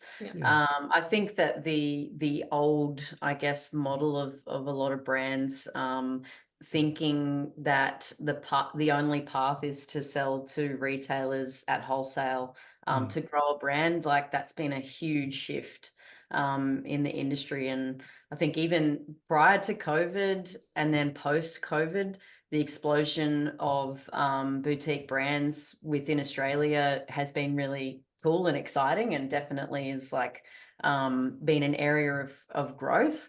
But those brands they're making the most money by selling their shirts direct. And so I think it's something that's pretty hard for people to then go, well, let me sell it for half as much to a retailer so they can make way more money than I do on my own shirts For doing nothing. and then they want to talk to us about their pricing. And it's like, we're even further back, we're making even less than you. So so I think that that's definitely changed a lot, and the buying behaviors of just the consumer has changed massively as well. And I think that's awesome. Like we need to keep going in that direction, because I'd much rather spend $50 on a t-shirt for a brand that is selling it direct to me than $50 on a t-shirt from a big retailer in a department store, I just think it's good for Australian businesses as a whole, not just the print industry, but as long as businesses continue to see that apparel is an important tool in marketing their brand, connecting with their community and generating profit, then it's good for them, it's good for us. So whatever we can do to continue to support that is critical. Yeah. And do you have your own clothing brand as well? That's on the list as well. Okay. I'm just looking at your showroom there. They're customer prints you've got up there that you show off. We did a showcase collection when we did the launch of some of our in-house apparel, and the goal of that was to showcase a bit of like prints methods, as well as ink finishes, as well as just kind of showcasing a bit of what we can do. So but this showroom is a combination of that stuff as well as our client apparel. And Josh, you started by starting your own clothing brand. Are you still doing your own clothing brand? No, it's a bit the same. Like it's like I should have another crack at it because I can do it all now. But no, it's easier just to print for other people with a bit of volume. I quietly hanker. I hope my daughter doesn't hear me saying this, but I quietly hanker for the idea that I'd quite like to have a retail shop myself, and just sell surfwear type brands and skater brands and that kind of thing, designed by us. But I think it's probably one step too far for our little business and too late in the day for me. But I really like that idea of being able to get to that level of retail ourselves. So there are no other middlemen, so to speak. We do everything end to end. But I think it's probably one step too far. And we're in such a small town, if we set up a retail outlet like that here, people would just go, I just want an Akubra. What is this? skater brand. What's that got to do with anything? So You it's not going to You were work. for us. saying, Sam, that your daughter was into art. Did she have a brand? She did. Spring Daisies was her brand, which is a mother child type brand, which is quite close to her own stylistic kind of expression. And that did really well, but it just, back then, we was pretty busy. Well, we started getting busier again, and we just did everything on plastisol transfers for the brands. So I had 2 brands of my own, and she had that one. And then when it picked up again, we just, needed to get back to printing, bit like Josh was saying, really. But I'd like to do it. We've just started working a bit more in pre-order fulfillment systems. So we're not doing the delivery fulfillment. We're fulfilling the order and sending the bulk order to the customer that can fulfill. And we've done that a little bit, which is cool, but also a nightmare. We had a funny one. I won't say who the customer is, but they had a very big community involved in certain types of leisure, and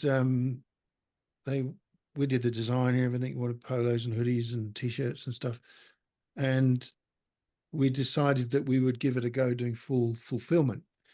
We put it up on our site, and I asked the customer, so, what do you want to charge for pricing? This is what the printing cost is. This is what the transactional cost will be. This is what the shipping cost will be in Australia and globally. And she came back with this price, and I thought, yeah, that's pretty good retail. But I didn't realize that she wasn't planning to net any of the profit. She assumed that price would just be our price. Somehow there was a confusion. And so when it came to, after a few months of this activity and printing a few thousand garments, I sort of went back to her and said, look, this is the profit, we can bank this with you now and send this over. And she was like, what? Isn't that your money? And I was so tempted to go, yes, that's our money.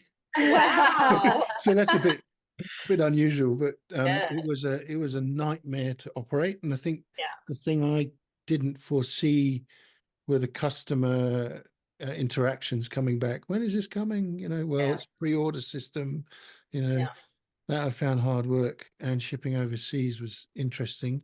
But we went for the full booner in terms of the technology end to end, so that we didn't have to, do individual labels. Like, everything was sorted out locally and internationally, which worked well. But I don't want to do fulfillment again.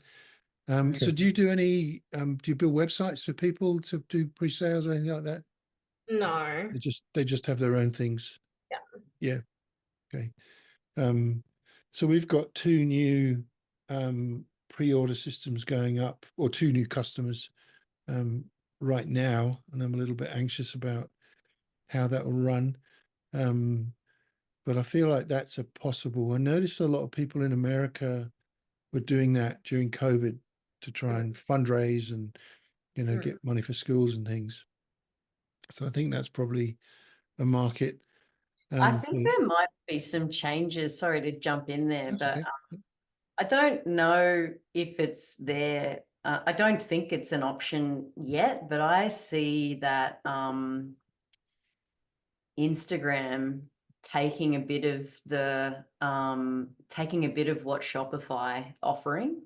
I think that Instagram is going to be like a standalone product selling store. So like at the moment, I understand that you can link your Shopify or your Squarespace store or whatever to your Instagram and load products and stuff like that. But I just think that's a direction that those social media platforms, I mean, they're the biggest platforms in the world. It seems like a natural progression that they're just going to be doing it all themselves. And it's just, it's easier now than it ever was before to start an online store and load products and have like inventory and stuff like that, even through Shopify. And I just think the direction that it's just going to keep getting easier and easier. And I just, I wonder if that's going to be something that we see within the next 3 to 5 years of just people will purely have Instagram shops that aren't run by Shopify or anything Mm. like that, and just the Mm. ease of products being able to be transacted on social media directly. What Yeah. platform are you doing yours on, Sam? We do them all. So we do, well, not all anymore. So we do Shopify, and we have done BigCommerce. I don't know if you're aware of them. They're a bit clunky in terms of the setup. And we use Wix for our pre-order system. So Wix is our main site, and then you just bolt in the plugins there. So we did the pre-order system on that, which works well. It's not as sophisticated as BigCommerce or Shopify. Mm. And we also advertise direct into Instagram, obviously by Meta, whatever Yeah. they're called this week, which of course is their main revenue, which Mm. seems to work for us. But our pitch in the market's very different to yours, Mm. because we're trying to, we're happy to do clothing brands. That's not our main thing, obviously, but we need to kind of get a message around the end price to someone in a given market much more easily, which sort of limits your market. So a Yeah. good quality clothing brand isn't going to look at us and go, oh, $15 a t-shirt. They're going to go, who are these guys? They look, we're targeting a market with our branding particularly. So that advertising works well. But yeah, we've built Shopify sites for other people. We do Yeah. that. Have a quick turnover model for that. But it's risky because for us, if let's say it's a clothing brand, they, might be that, well, I just decided I'd start one. I had this sort of basic idea of a theme, don't understand what a brand is necessarily. And, the investment that we make in time, although they pay for that, often doesn't pay the right dividend in terms of their actual ability to market. Yeah. Because people have no idea how to sell anything. That's the reality Yeah. of this. They think I'll start an Instagram site and I'll just put everything up and it'll all sell and it'll be fantastic. Mm. So we pull back a little bit from that unless it's like an established group that have 5,000 members or whatever it may be around sports or leisure and so on. So So when that's you do that, do you is it like the setting up of the store is the service that you offer, or is it the management of the store as well that you're doing for your clients? everything. Yeah. Everything. Yeah. And so are they do you sort of structure that like they pay you X amount at the front end, or is it like a monthly subscription type model, or how do you charge No, that? recurring I'd love to do the monthly subscription, the recurring revenue. Yeah. That's market, and everything I've done, I've always wanted to try and get into that because it's a nice way of valuing a company if you Yeah. need to do that down the track. But no, these have been there's too much risk involved in that with people that don't know how to sell stuff. That's Yeah. my view. So we've just charged them an upfront fee, and then management fee will be on the basis of if we need to do any work, i.e. when you finish your pre-order time and then we need to actually sell. So that's bolted in. The kind of gray area is always around the transactional cost, which can fluctuate Yeah. dependent on it. And also basic things like, do you include in your, like, I'll give you an example. There's one that came onto us yesterday, and they're an organization that celebrating their 40th anniversary. They got people all across Australia. It's a global organization. And so they stand to sell quite a few. And I said to them, we've been working on this for a few months. All the designs are locked away. All the bare bones pricing is locked away. We've been working on the transactional cost pricing so they understand. Could you come back to us with your retail prices? Tell us, how you want to run the model. And they're really cool in the sense that we just have to print, send it to them. They'll do all the distribution. Mm-hmm. So the first thing they forgot was their postal cost. So the guy said, well, Mm. are you considering whether you're just selling these locally or internationally? Oh, okay. What would the difference be? Okay, well, let's examine that. Oh, we'd like to include that in the cost of the garment. I said, that's fine. And from a retail perspective, there's a double hit. If a customer buys more than one garment, then you can get them in the same bag, right? So you've just added another $10 to your profit. However, that tote bag, for example, they've got a few different products, which is costing you $5.50 for a single color print, and is very much an entry level garment, a bag. You're selling at $10. It's going to cost you $8.50 to post it. You know, oh, okay, well maybe we shouldn't. So anyway, I had to do this matrix of, you know, this is what it looks like in real terms. Yeah. To come back with a totally different pricing model, and of course it just goes up, right? Yeah. So I'm now looking at it going, they've got a lot of loyal members in their organization, but are they really going to spend that much on a t-shirt? So we'll have to see. But they're the stuff, that's the stuff I don't like with that model, is the customer isn't, understandably, is rightly ignorant of how that works at that end. So, but what she said, but at the end of a call yesterday, she said, well, it's okay because at least 400 or 500 of these are actually local buyers. So I said, so you're going to charge them for delivery and they're going to come and collect? Come and pick Oh, up. Yeah. She said, yeah. I said, okay, well, there's your profit. So yeah, that's the kind of stuff we're doing. And they're very much my projects. The guys will just print them and get it done. Yeah. Just because I want to play and understand how this works and whether it's viable or not for us. I'm fascinated by that stuff for sure. You just touched on that then. That's your project and you've got the print team. What's your structure like with your company? It's very flat. And I come from a consulting background. My businesses have always been in large scale transformational change, which often involves structures. And so we're all in that world, we're always talking about getting flatter structures, which ends up looking pyramid, you know, never ever do you get a flat structure. It's pretty flat here. So in terms of owners, my daughter owns 50%. I own 50%. Oh, wow. Yeah. It sounds a bit sort of airy-fairy in a way, but I'm kind of excited that, you know, this might be a bit of a legacy for her that I can leave, if you know what I mean, and try and steer the business end of it for the moment. So she's really the boss, and everyone looks to her as the boss. And I'll tell you what I think was a lovely anecdote. Over here, my colleague's lady called Martini works, who manages all the customer facing stuff. And my daughter came in and I can't remember what she was saying, but this and this and this is happening, so you need to do that. And I said, okay, no worries, I'll get that done.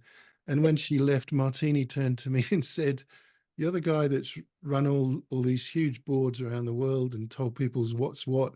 And Lydia comes in, and that's my daughter, and just says, Dad, you need to do this. And you just go, yeah, okay, I'll get it done. So she really is the boss, genuinely. She runs the whole of production. So, you know, the only interface I have with her is, you know, maybe there's a change in artwork or something, and she'll just review the orders each day with me in the system and say, look, I'm pushing this one back, I'm moving that one forward or whatever. And so she has moved from, so I will answer your question, I promise you in a minute, from just being, when we worked in the garage, I was the print person, the artwork and the business. And she loaded and caught, and we had it set up so that, you know, this 8-color press, a manual press, and the oven down one side, and she would be at that side and I'd be at this side. She would load, I'd print, it would come off, she'd catch, and we could do 100 an hour, like obviously just a single color. That's impressive. So she knows how to load a t-shirt, and I can't load a t-shirt because I never loaded one, right? Like, but when we got the auto, she said, right, I'm going to learn this, you know, to free me up. And if I go out and say anything like, oh, it's a squeegee pressure right there, it seems to be leaving a little, Dad, you don't get it. This is happening on that color and that's something that color. We don't want to do cycle mode. You know, she really gets it. Yeah. And like she'll come in and say, this is a 9-color job and you've got that scarlet red in head 2 or in head 3. You know, that's a really tacky ink. You know, I'll reduce it, but I need it to be on head 10 or whatever. And that's, to me, that's like, wow, she gets screen printing. Yeah. So she runs it. desperately trying to train another guy called Marcel, who's probably listening actually, him, to take on that and to understand that. But as we all know, there's so many variables. It's, you know, Yeah. so yeah, there's me and Lydia that own and run the business. We have someone that, called Martini that takes to do with all the sales, all the quotes, all the customer inquiries, all the complaints. Just wonderful to deal with that. If there are really big jobs that come in for us, I still, you know, get involved in the quoting around that and the complexity around the artwork. And then the production team is 1, 2, 3, 4 people at the moment. We've just let somebody go who kind of lost their mojo in terms of conscientiousness with cleaning screens and reclaiming screens. And so we started getting complaints from the press team saying, oh, this screen doesn't seem to be fully cleaned. And after a while, we realized that it was emulsion that was locked in, which, as we all know, is a disaster. So I just sent 50 plus screens off to be remeshed because we just can't get it out. So he's no longer here, let's put it that way. So we do need to replace that. Yeah. But we're in such a small town, it's Mm. very hard to get people, and especially people that really want to work and be part of it, you know, which probably leads us back to where we were talking about right at the very beginning. I'm conscious of time. Leadership and team and culture. You've clearly got something special going on there. How do you onboard a new employee into that culture? How do you make that work in your business? Again, that's not an easy thing. It comes with years of trial and error with that one. And Mary's been a big part of it with parts of the department. But what we have had success with is friends of people, which is always a good thing. Yeah. Sometimes it hasn't always worked, but we do have success out of that too. To be honest, we have a pretty good process with over the years of testing it, of having a really creative ad if we do have to post an ad. We tend to use Seek. We've tested LinkedIn. Sometimes we'll, you know, pop it up on our socials or something, but Seek has tended to be the platform that works well. But yeah, creative ad, really trying to show your personality as a company is a big thing, no matter what role it is. If it's cleaning screens, like you just have a little bit of fun with how you write your ad. Yeah. You know, you're gonna get dirty. Yeah. You're gonna be wet, and you need to be okay with that. Because Yeah. I don't want someone coming in for a trial and go, oh, I didn't know you had to, like, you know, use a gurney or, you know, get ink on me. I'm like, dude, this is not for you. Like, but yeah, then just a trial process. So get them in for a couple of hours just to test. I'm not really testing if they can do the job. I'm really testing their work ethic, how they hear some instruction and can follow that instruction. If someone can't, like, if you relay some information and they can't follow it and you need to tell them a few times, that's a pretty key area for me to go, this is probably not going to work.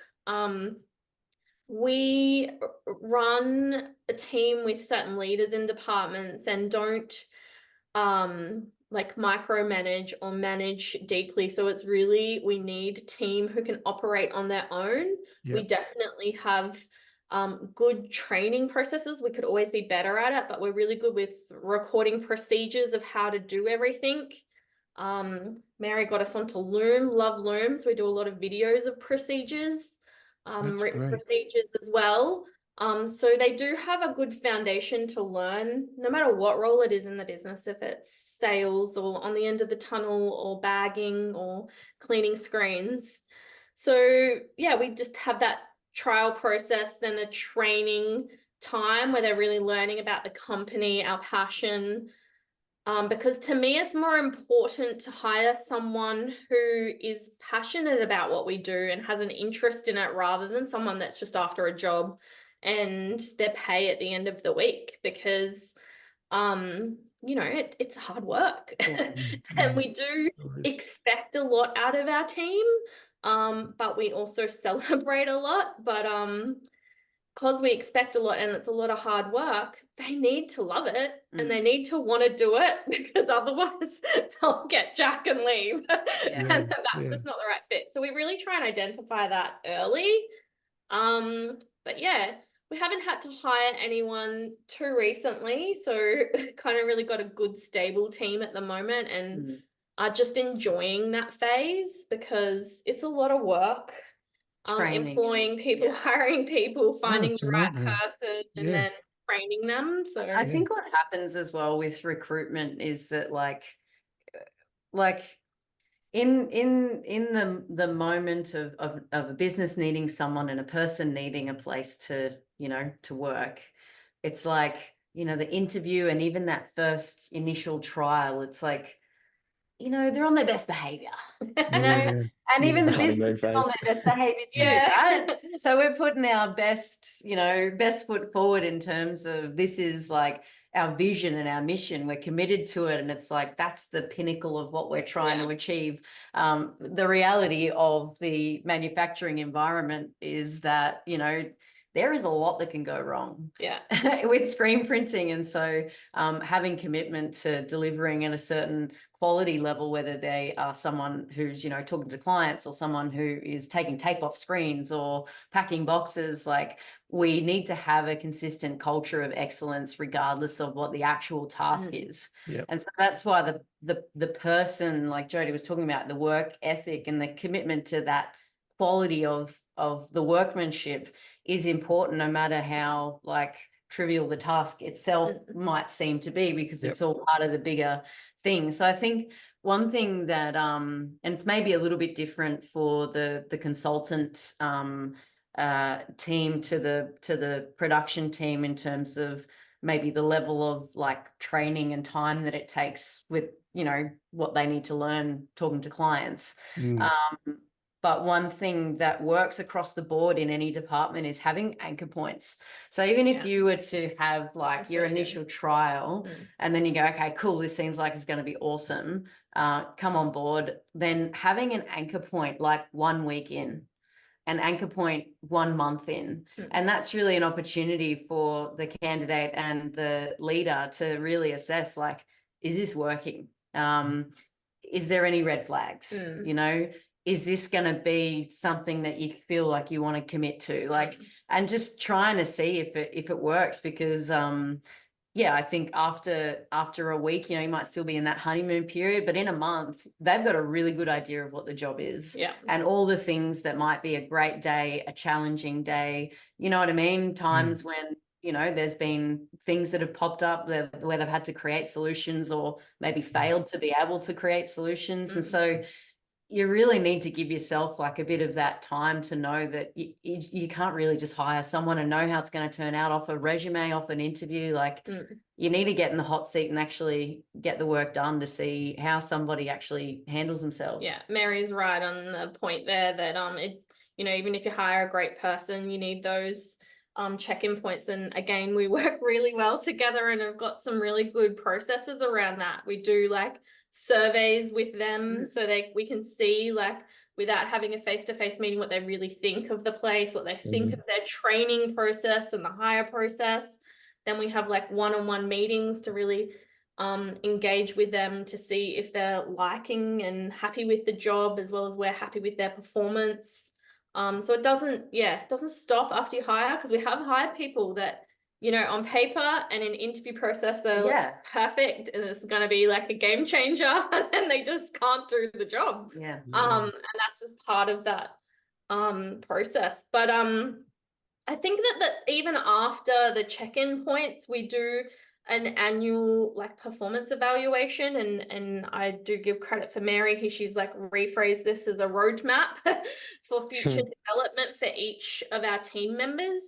And that's really good, and we like check in with the team with that on like a quarterly basis, so it doesn't even stop after you employ them or finish their training. It's ongoing with every team member. And you know, culture can be a funny one that in the world of business, people might look at culture as, you know, you've got to have a great lunchroom and a basketball hoop to have a bit of fun, you know? Mm. It's way beyond that. Yeah. Sure, we have a basketball hoop and a nice lunchroom too, but it's beyond that. It comes down to every day. Like, I know when I'm working in production and I'm flat out, I'm like, it would be really nice if someone said, great job. So it's really important with our team to recognize their hard work, share your appreciation, also coach them when, you know, they're not doing well, but checking in with them and seeing, you know, you're not yourself today. Is there something that's, you know, not right? You know, is everything okay at home? Like, we're people, we need to care about people and 100%. check in with them on a personal level. Yeah. I'm a big one with Simon Sinek. I don't know if everyone's heard of him, Oh, but I'm a huge fan of Simon Sinek. Yeah. right with that, like, you know, we're people and we need to be compassionate and need to understand our team, even to the point of calling them employees doesn't sit right. Like, we're a team here, we're like just as valuable as a football team. Yeah. We need to work together. Every part of the team brings that whole thing together, and it's really important. And beyond that, it's like having time outside of the workplace where we can let a bit of steam off and have a great party, or, you know, do a great activity together to get a bit of adrenaline going, and you just see each other's personalities come out and connect as people. People. That's really a big part, an important part that we've learnt over the years. It's really valuable to us, but it's a big investment too. And but we see the return on that investment, and it's important to us. Pays but like you were dividends. saying, oh, sorry. That's okay. I was going to say, just like, you know, what's really the top priority and the most impactful of all those things that you just shared is how we talk to each other every day, and how we work with each other every day. And like, I think it's important to like demonstrate that we want to foster hearing people's ideas, even if they've only just joined the team a week ago. You know, sometimes it takes a fresh pair of eyes to go like, oh, what if we just tried this, you know? And I think that's critical in any team, that like no idea is a silly idea, and that we can explore ways of innovating and getting more efficient together as a team. And that's not just the responsibility of management, that's responsibility of everybody, but 100%. it's our roles as, you know, leaders in the business to make sure that, you know, people feel comfortable to share stuff and can be heard and stuff like that. So the day-to-day interaction is really what makes or breaks a company culture. And it's 100%. something too that we've invested in really good equipment, really high-end equipment, from the type of computers that the art department use to the equipment that the production team use. It really helps make their job a lot easier, right down to, you know, the type of tape that we use on our screens, the type of mesh that we use on our screens, the type of emulsion to fit all the ink types, and all of that. It's hard because the young team members might not realize, you know, how much we've invested in that to make their lives really easy and make the training easy. And it's hard one to remind them of it, but it definitely helps. And education is huge. Like, we've got a pretty young print team, haven't been doing it for a long time, and it's important that they have a great leader. So we have a print manager who's very qualified, and he's a really good leader, and keeping them accountable to their daily KPIs, their key performance indicators is important. So we manage things, but also giving them education that's outside us and our experience is really important. So yeah, we have a young print team that are doing their apprenticeship. They have finished their first year of their apprenticeship in the first 4 months. So they're really escalating through it, and it's really good. But yeah, education's important, like even from Mary's level, my level, consistently trying to learn about the area that I'm focused on, which is leadership, business development, marketing, all of that is important. Sounds like a great mix and dynamic approach to it. I mean, the idea that so back in the day, everything was called human resources, right? Yeah. Just the language of that tells you there's something wrong. Yes. Not team, not culture. You're a Yeah. resource. You're a Haven't thought of number. that. Number, not a name. It's like the army, right? It's Yeah. just bonkers to think that that's how a lot of organizations think about their people. But to develop a culture, not just a team, but a culture, implies that it's in transition and change. It's growing. It's morphing into different shapes and so on. It's being cultured. And I feel like being able to kind of respond to changes, getting good equipment, growing people, educate, all of those things are essential. We've just on recruitment, we tried Seek, and we either got people that were way overqualified for what we need at the moment, or we didn't get anyone. Yeah. So we then decided on a more kind of pedestrian terrestrial strategy of going to Facebook, user groups and things, and putting up basic ads. And my first question, well, I'm a big fan of Simon Sinek. So in consulting, we use to start with the why. People don't buy what you do, they buy why you do it all the time. And I still use that a little bit in interviewing. But an early question is certainly, so what do you know about screen printing? And the answer I expect is nothing at all. Yeah. But I just looked it up last night, or, I've been looking at YouTube and wow, this, that, and I never ever get that answer, right? It's just, oh, nothing, not really. I don't know anything about it. I quite like art. I was good at painting at school or whatever. And they haven't looked at the job at all. So now we do this thing where, with the advert, it's just a link. Don't email us, don't DM us, don't phone us. Just fill out this form. It takes them to a hidden page on our site. And the thank you page at the end, once they've submitted their details, comes up and says, thanks a lot. We may or may not interview you, but here are 3 videos. Yeah, Here are 3 awesome. YouTube clips we'd like you to watch Yeah. before coming to any interview to us, which has helped Right. a Yeah. little bit. But oh man, I find it so hard getting people that want to work. As I said earlier, there was one guy who was on screens. I'm not exaggerating here. It couldn't have been more than 40 minutes. They did some training, helped him understand how to get ink out, how to dip, how to blow out, and how to dehaze and so on. 40 minutes later, so that would have been a couple of hours or whatever, but 40 minutes later, he came into the office here, he sat down and he looked up at the ceiling and said, I don't think I can do this. Oh, And no. I thought, you've no idea how many hours it's taken me just to get you in the door. I have a 40-minute, and I said, well, I don't think I can pay you, call your money and go home.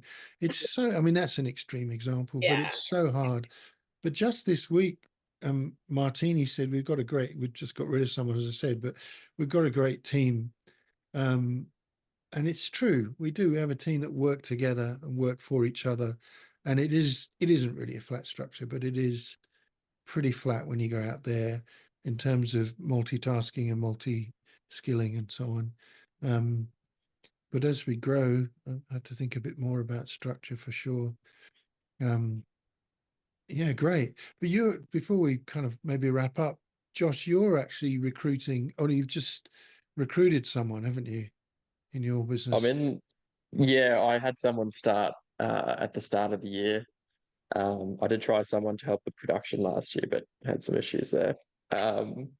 But she helps on the graphic design and order sort of management side, I guess, which has been a great help. How did you Um, recruit her? What was the process? I was just lucky enough. I caught the bus with her a bit when I was in high school. So I'd sort of were friends on Facebook, and I could sort of had followed her career path a bit. She was working for a paper printer in town, So super handy that she sort of had an idea of the industry, I guess, and a bit of experience. And yeah, I was tossing up whether I try and outsource it using someone like Graphic Source, and hire someone overseas to do that side of thing. Um, but ultimately, I thought I'd hire her because she can sort of help me build out that side of things. She's a bit more experienced in that. I'm not that. It takes me ages to do that sort of thing. So I figured it would be good to sort of utilize her experience to sort that side out. Yeah, that's good. It sounds like too that you've got her doing a few different things, whereas if you were outsourcing that with someone like Graphic Source, then you would be doing all of those other bits. So sounds like you know, if she's willing to do that and she can be versatile, I think that's a really good mix. Yeah. And even just like if I had got a Graphic Source, like just trying to build out the like proofing systems and that sort of thing, like it's just not my background. So it takes me so long. I just can't do it. So having her being able to do that now, it's like maybe if one day she gets sick of doing that, then we can outsource just the proofing side of, and she can sort of just focus on managing the orders, and making sure everything's happening, but at least it's built out to a certain extent. What do you think would be next in terms of employee for you? Where do you think you'd deploy someone next? For me, Yeah. next would be help with production, definitely. I'm not sure if we were recording when we were chatting this morning, but I think we've got someone that just happened to email us this week that has previous experience embroidering and wanted to come back to it, which I thought was interesting. Because as much as the like our work is like artistic and creative, it is also at the end of the day like manufacturing to an extent. So there's a lot of repetition, and just that when I chatted to him in person, that she'd had a bit of a background in that, and she was just moved back to Toowoomba, which is why she had left her previous job. But that she wanted to come back to that because she enjoyed it. I was like, that's pretty cool, because you sort of straight away weeded out someone who's like, oh, actually, this is kind of boring or whatever. She's something she wants to do. So that's definitely something that I need to hire next. Because I see, and before I hired Catherine, it was similar. I'd see these sort of waves of how much work we could handle, or order volume and sort of sales, I guess, in the end. When we had less sales, then I'd have to, or less production, I'd have time to get back to people faster and work with customers more to build those sales up. And then we'd sort of go up the curve, and then I'd get too busy and then I'd drop again. So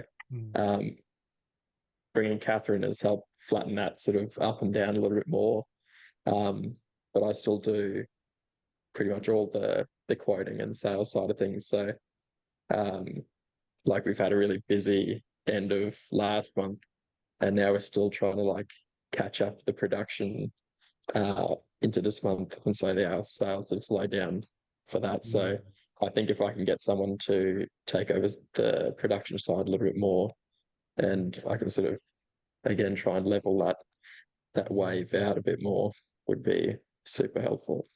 Yeah, it's a really interesting phase that you're in, Josh. It's exciting too. Like, you go from I can't remember what book it is, but they talk about technician versus manager versus I think it's owner or leader, but you go from doing the work to then managing the people doing the work, and it does take a different type of skill, but it's exciting. Hopefully, you know, out of that you can get also a little bit more lifestyle and balance between how much you work, because I do remember those times where you know, you're the one doing all the production work and having to get back to the clients, and it just seems to be like you're doing the stuff during the day and then at night and then on the weekend. Yeah. And it's a hard one to balance, but it's exciting where you're at, where you're employing people. And I do remember talking to you about your first attempt with the printer, and that's all just a learning process, you know, and sometimes it doesn't work out, but you know, that's part of it, is failing and making some mistakes and going through that process, and you just get better at it every time. And sounds like you've got a winner there with your first hire with your designer, and yeah, sounds cool. That's right. I think you get better at it and then you get faster. And that's when it gets like really, really exciting. I think that's one of the things I've never worked in manufacturing of any kind until this job. And I just think it's amazing. You can, I mean, you never perfect it. I think somebody said that earlier, but it's certainly astonishing. And Josh, does your wife work with you as well? Do you work with your wife?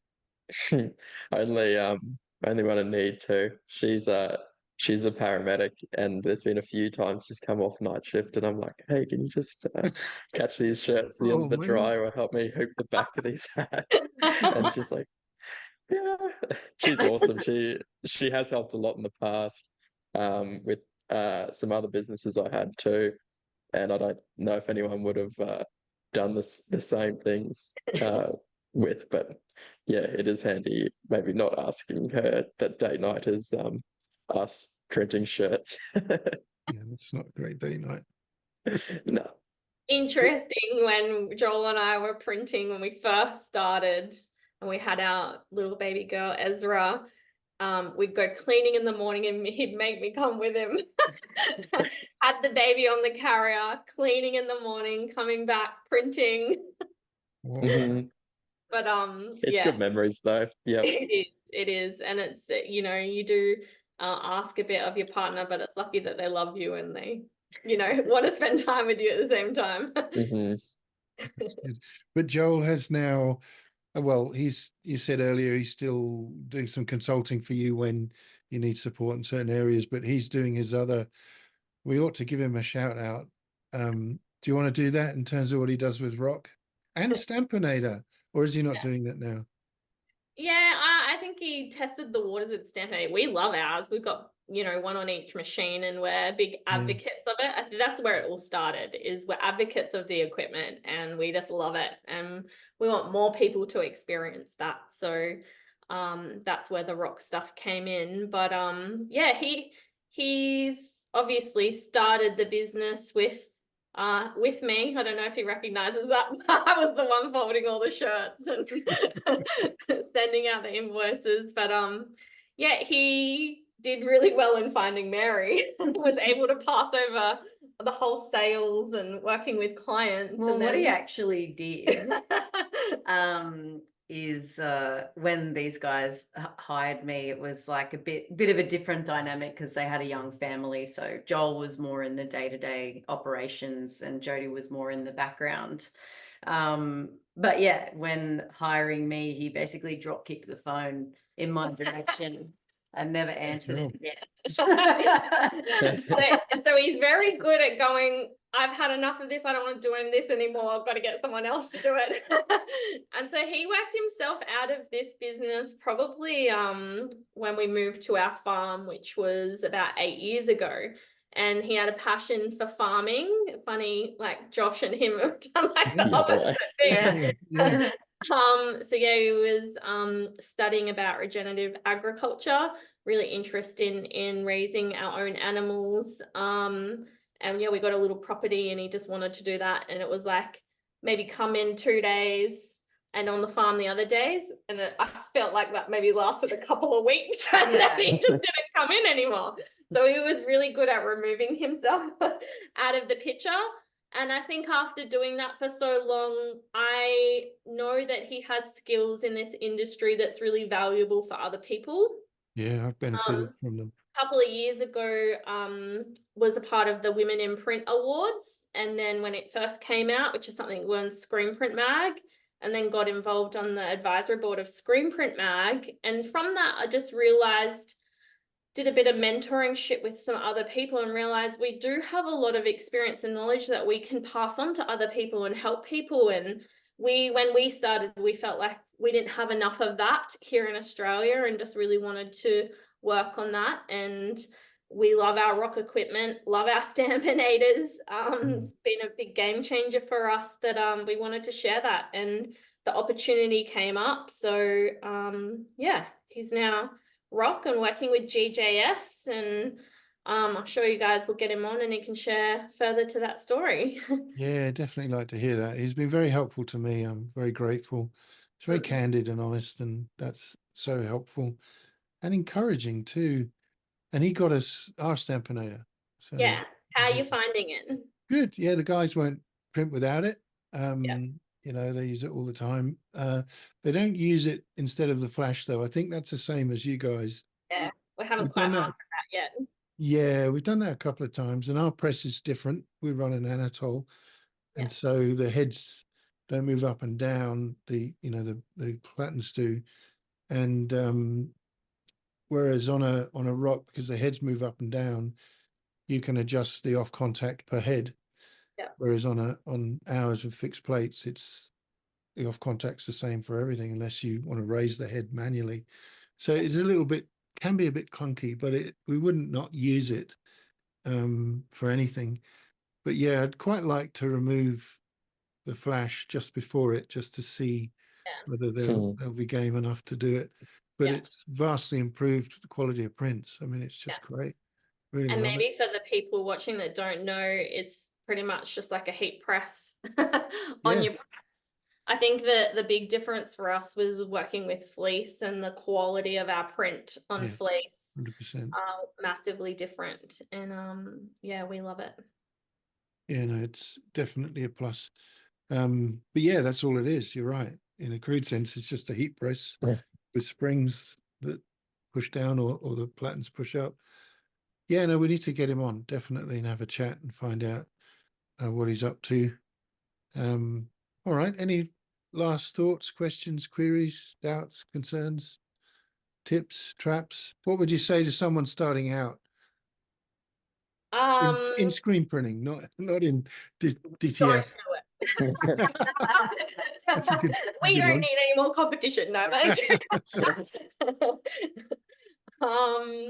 Yeah, I don't know if I can change industries. It's one of those ones that really just like grabs you and you're like here to stay. Mary tried to leave once. I did, yeah. It didn't work out. She's like, I really want to go back.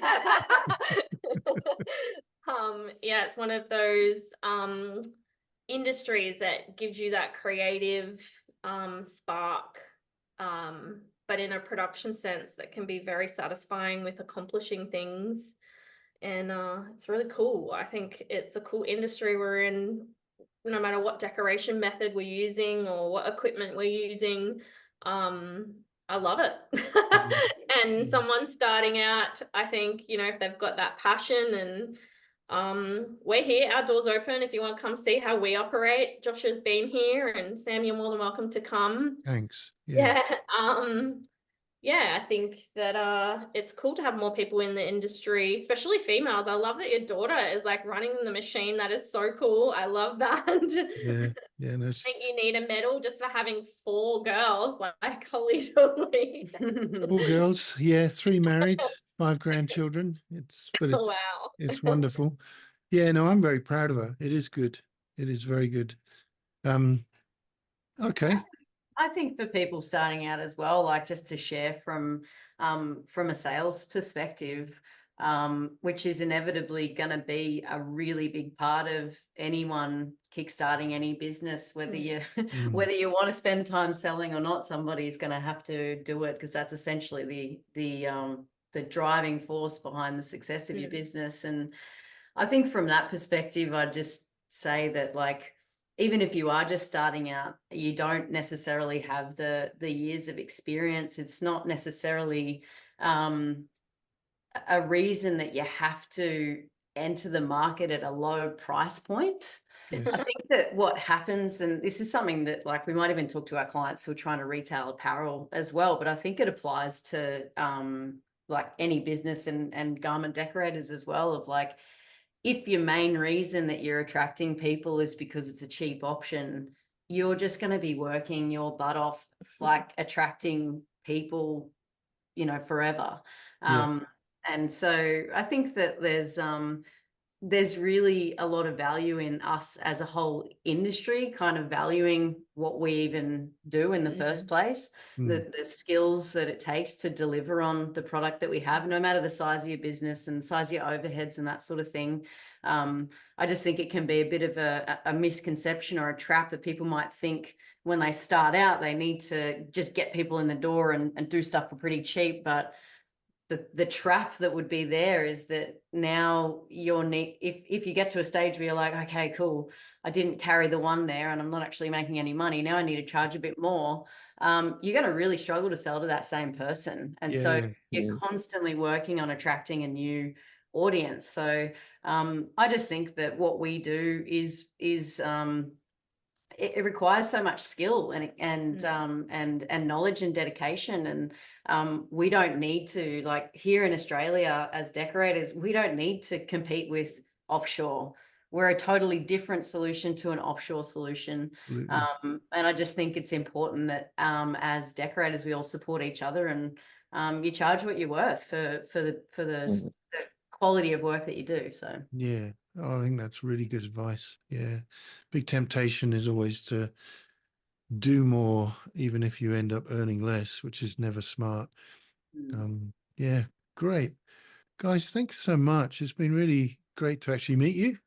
yeah, you too. You've been really, there's been an effervescence about the conversation. I really appreciated it. And I'll definitely trek up. Perhaps, Josh, we can catch up with you at the same time and come see you guys and see how it all works, see how you run your Stampinators. But for now, thank you very much for being part of it. And yeah, we'll see you again. Yeah, thank you Thanks too. very much. Thanks, Josh. Thanks, Sam. It was a great day. All right. Thanks very much, See you later. guys. Yeah. Bye. Take care.